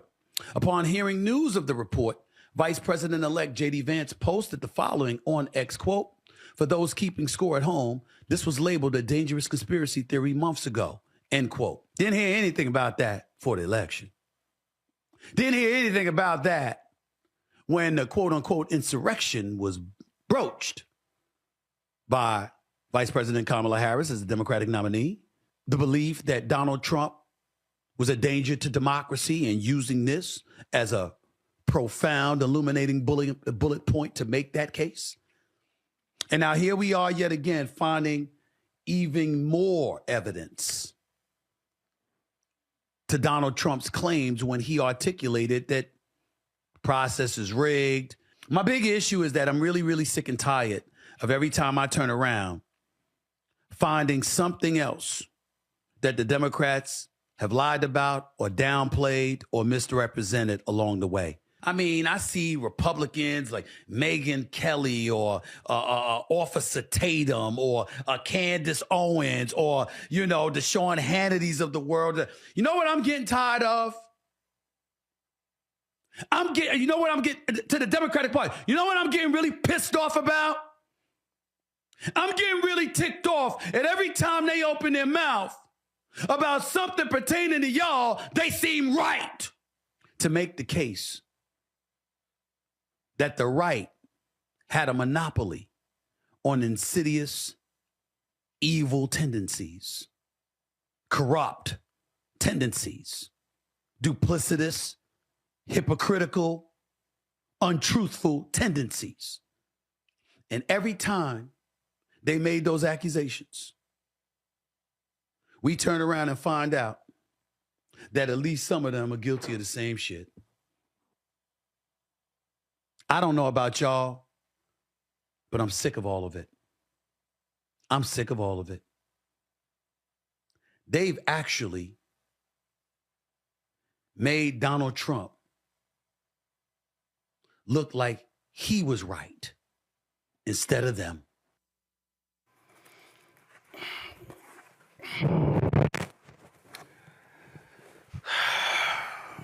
You know, Stephen A. normally dons a cowboy hat when he's talking about the Dallas Cowboys.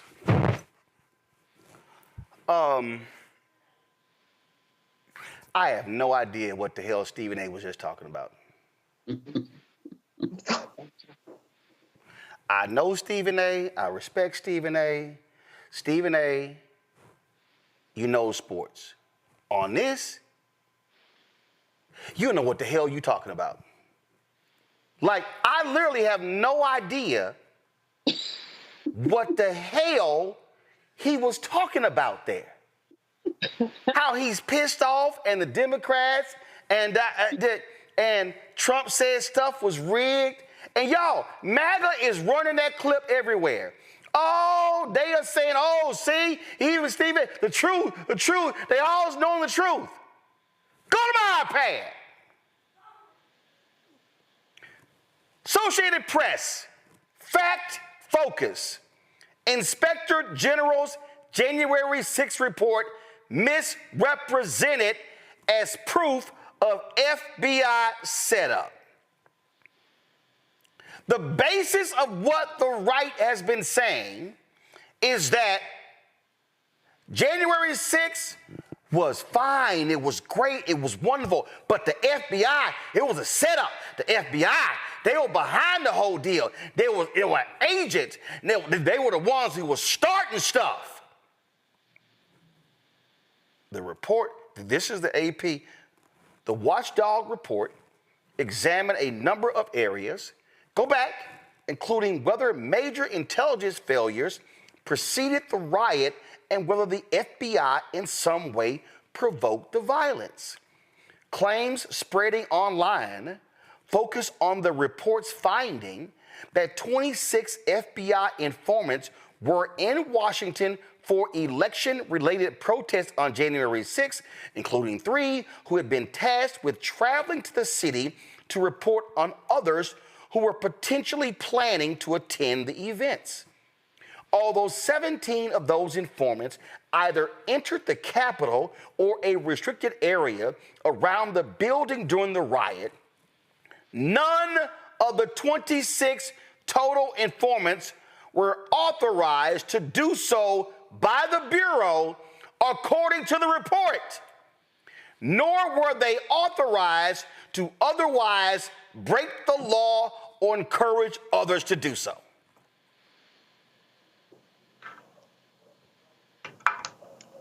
That's the report. And so when Stephen A. is going on and they sat here making Trump out to be true. No, he lied. He lied. Claim. A December 2024 report released by the DOJ's Office of the Inspector General is proof that the January 6th Capitol riot was a setup by the FBI. The facts, that's false. The report found that report found that no undercover FBI employees were at the riot on January 6th and that none of the Bureau's informants were authorized to participate. Informants, also known as confidential human sources, work with the FBI to provide information, but are not on the Bureau's payroll, undercover agents or employed by the FBI. Those are facts. And so for Stephen A. and Clay Travis and Sage Steele, all the rest of these people, let me help y'all out something.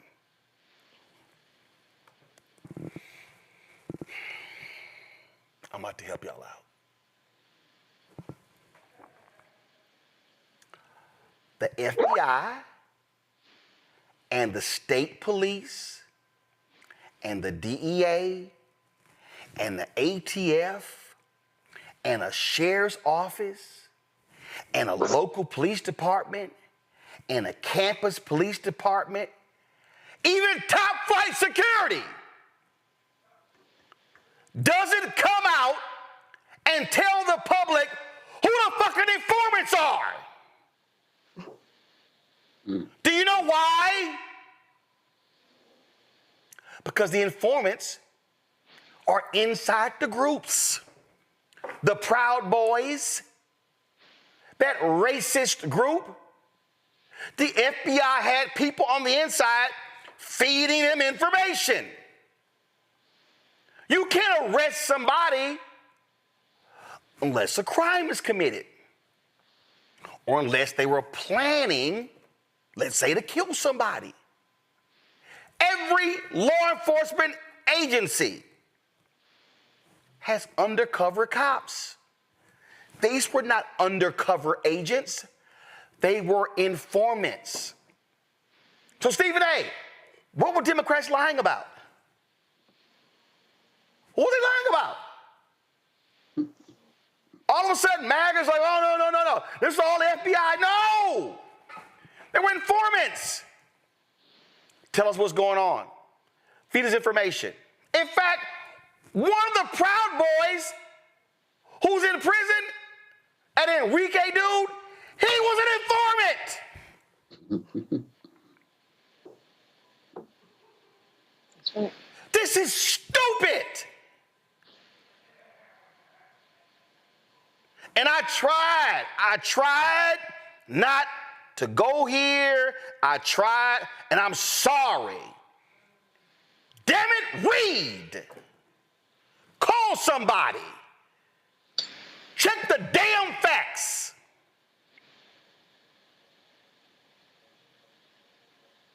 These MAGA people wanted the election results overturned. That was their aim.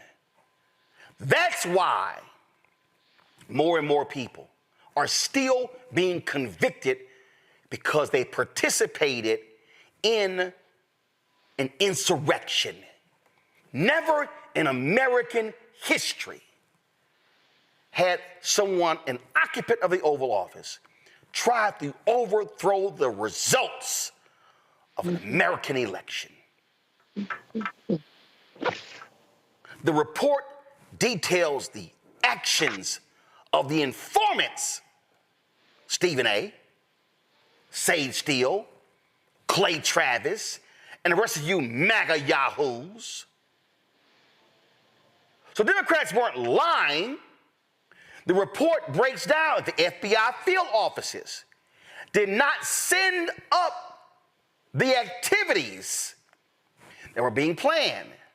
The report details their failures. It's all in the report, y'all. It's right here. Table of contents. You see right here. Pre-January 6th election-related protests. The protests. Law enforcement jurisdiction over the Capitol complex. Assess and investigate reports of information concerning potential criminal activity or threats. Share information with other law enforcement agencies. Support other law enforcement agencies. It breaks down the relevant field offices. It breaks down the messages, how it's collected, sensitive information. It goes on and on. Y'all, what you're seeing, I'm scrolling through for you this entire report. It lays out recommendations. It lays out the FBI's response to the report. This is all right here. So Democrats weren't lying. The facts are the facts.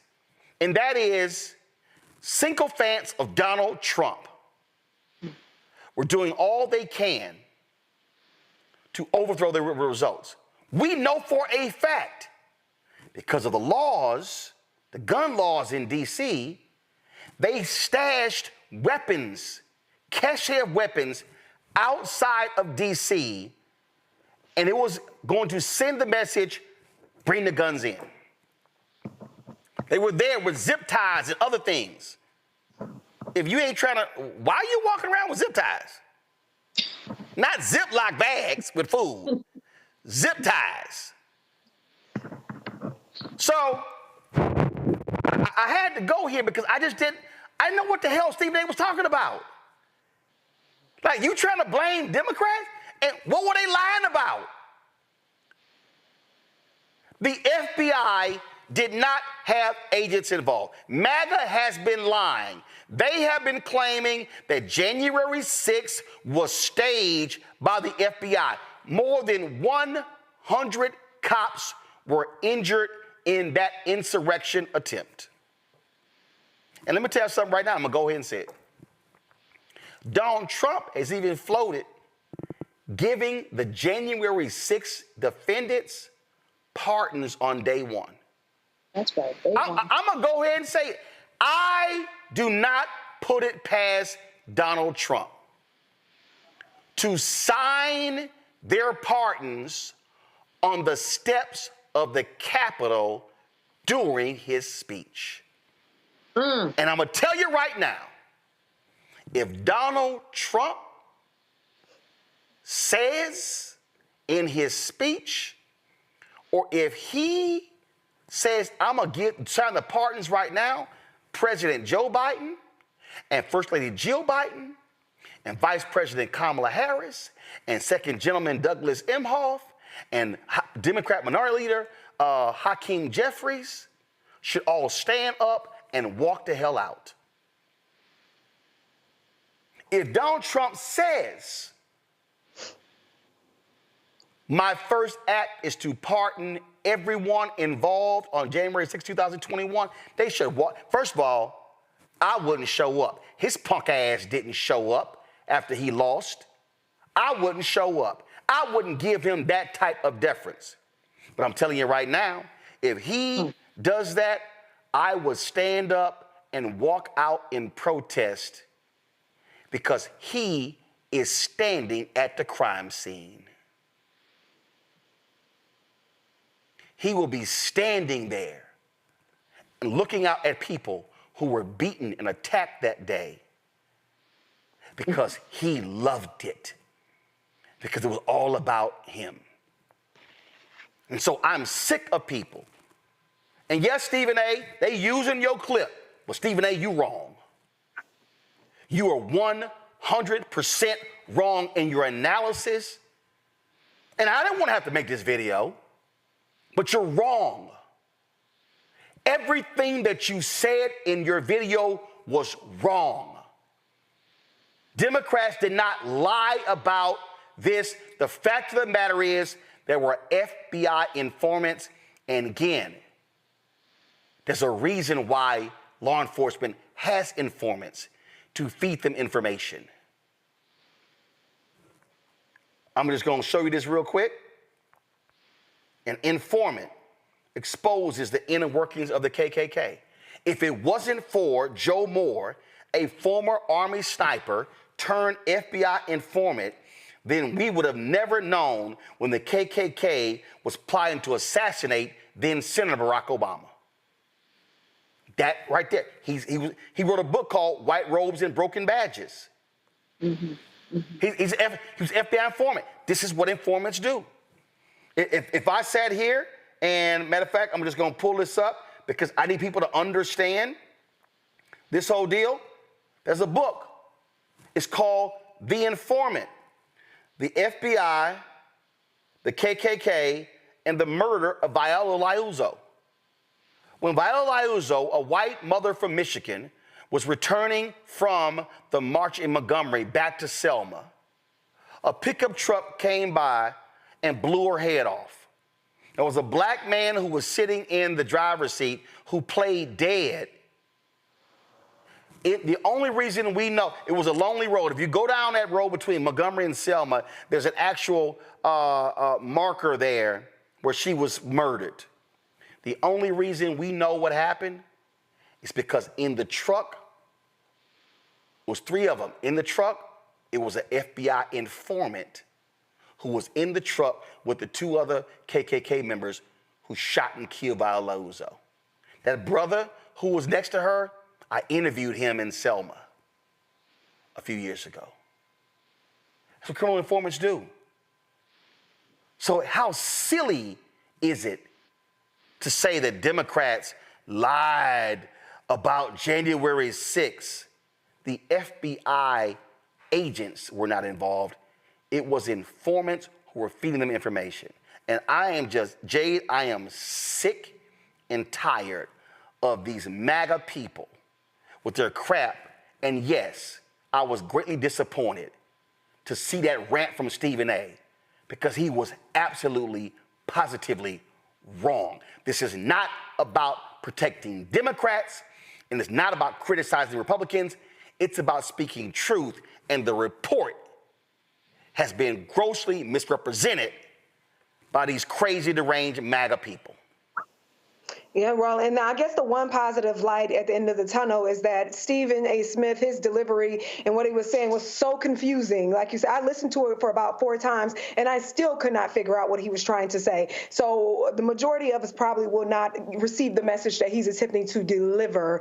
But on the flip side of journalism, that's very unfortunate because a simple click of the AP News or any other source would have revealed what the actual report said. So it's kind of like a lazy journalism, if anything. So that's very disappointing. But the good side, no one probably understood what he was trying to relay. Omakongo? Stephen A. Smith is dangerous. And the fact of the matter is, as I've often said about him, I don't have a problem with somebody jumping into different genres, but you need to apply the same journalistic principles that you use in sports, Stephen A. Smith, to the politics. And you're not doing that in any way, shape, or form. You're serving as a puppet for these guys. It makes me question who you really voted for. And just like with the lady, Miss Lee, the Asian American woman, it seems like people are doing their best to curry favor. This with Trump and his ilk. This is factually inaccurate, and it's disgraceful that Stephen A. Smith continues to jump into politics when he does not know what he's talking about. And the fact that he would put insurrection with air quotes shows everything that it says about where he really sees things. And people need to really start calling him out like you did tonight when he's doing this type of nonsense. And I can't wait for the clip to share it. Stephen A. Smith, if you're going to jump into this fray, either know what you're talking about or just come out and say you're 100% MAGA so everybody can be clear about it, because you can't keep trying to straddle the fence and think anybody on this side of the world, meaning this side of the truth, is going to respect you. I mean, this is the tweet Candace from Clay Travis, of course, one of these right-wing MAGA Fox News people. It's interesting to see how many people in media are waking up to all the lies we've been told. Here's Stephen A. Smith on January 6th revelations. Dude, no, facts are facts. January 6th, they were insurrectionists. They attacked the Capitol. It wasn't this, peaceful walk in the park. Oh, they were just walking around the Capitol. That's total bullshit.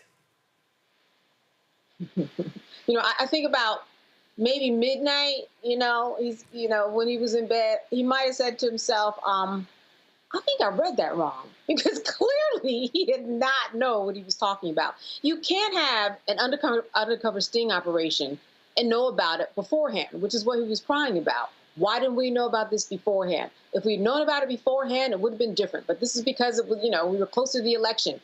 You can't tell people about informants before the information that you want has been received or attained. It would take the sting out of a sting operation. But his air quotes was just mystifying. I don't know what he was talking about, putting insurrection in air quotes. It's as if somebody had said to him before he went on, look, we need to bring up our ratings. And he went up there and just said anything outlandish in order to get some clicks. It didn't make sense. And I know him, as somebody who is good at what he does in the world of sports. That's how he was able to get to where he was. Like he just said on the panel, he took such care in sports, knowing all about the history and all about the scores and the people involved in the teams. If you're going to cross over into this world where it involves politics, and you move the needle in how we are living our lives in terms of being in a democratic society, you have to do better. You cannot take on this role and cross over from sports into politics and then hang your hat by putting air quotes around insurrection when you saw what we saw on TV. That makes no sense. He has got to be in a moment right now where he's thinking, my bad, I don't think I read that right. That's my only guess in terms of what he's going. And let me also just remind folks, they were pissed off because of how people voted in 4 cities: Atlanta, Detroit, Philadelphia, and Milwaukee. January 6th is because Donald Trump was pissed that black people voted his ass out of office. January 6th absolutely was an insurrection. That was their aim. They were plotting. They had a plan of action. It has been confirmed by Peter Navarro. It's been confirmed by Steve Bannon. It's been confirmed by Ted Cruz. They were doing all they could. It's been confirmed by Vice President Mike Pence. And that's why Mike Pence wasn't on the ticket again. Because Donald Trump was pissed that Mike Pence did not break the law on his behalf. What we're not going to do is sit here and take a report and misrepresent it and lie about it. Ain't gonna happen.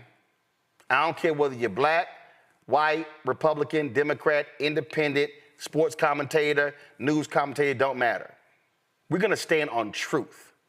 And these people want to continue to lie about January 6th because they want those hooligans out. And every single person who has been convicted on January 6th, their punk asses should remain in jail.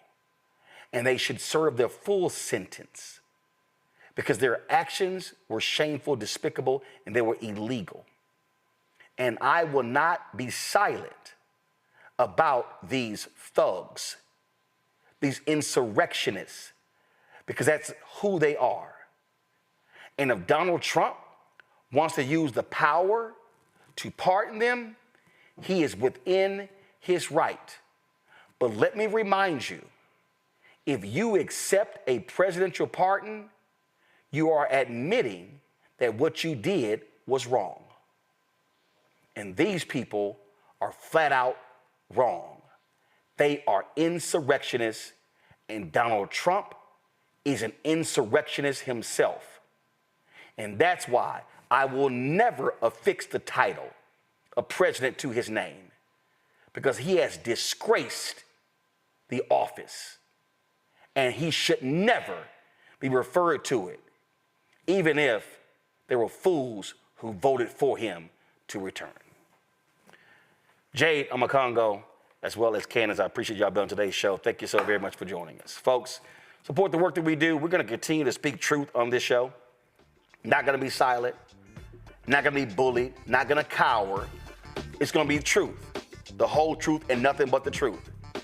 Support us via Cash App by using the QR code from Stripe. This is how you can make your Cash App donations. I told you Cash App changed all of their policies, and so we had to get rid of our accounts.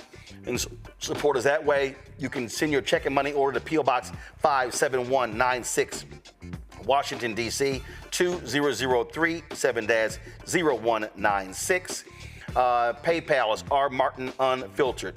Venmo is RM Unfiltered. Zelle, Roland at RolandSMartin.com. Roland at RolandMartinUnfiltered.com. Download the Black Star Network app, Apple phone, Android phone, Apple TV, Android TV, Roku, Amazon Fire TV, Xbox One, Samsung Smart TV.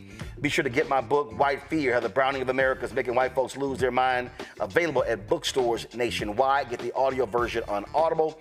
And also, you can get the merchandise, Roland Martin Unfiltered. We got shirts and mugs and all kind of stuff.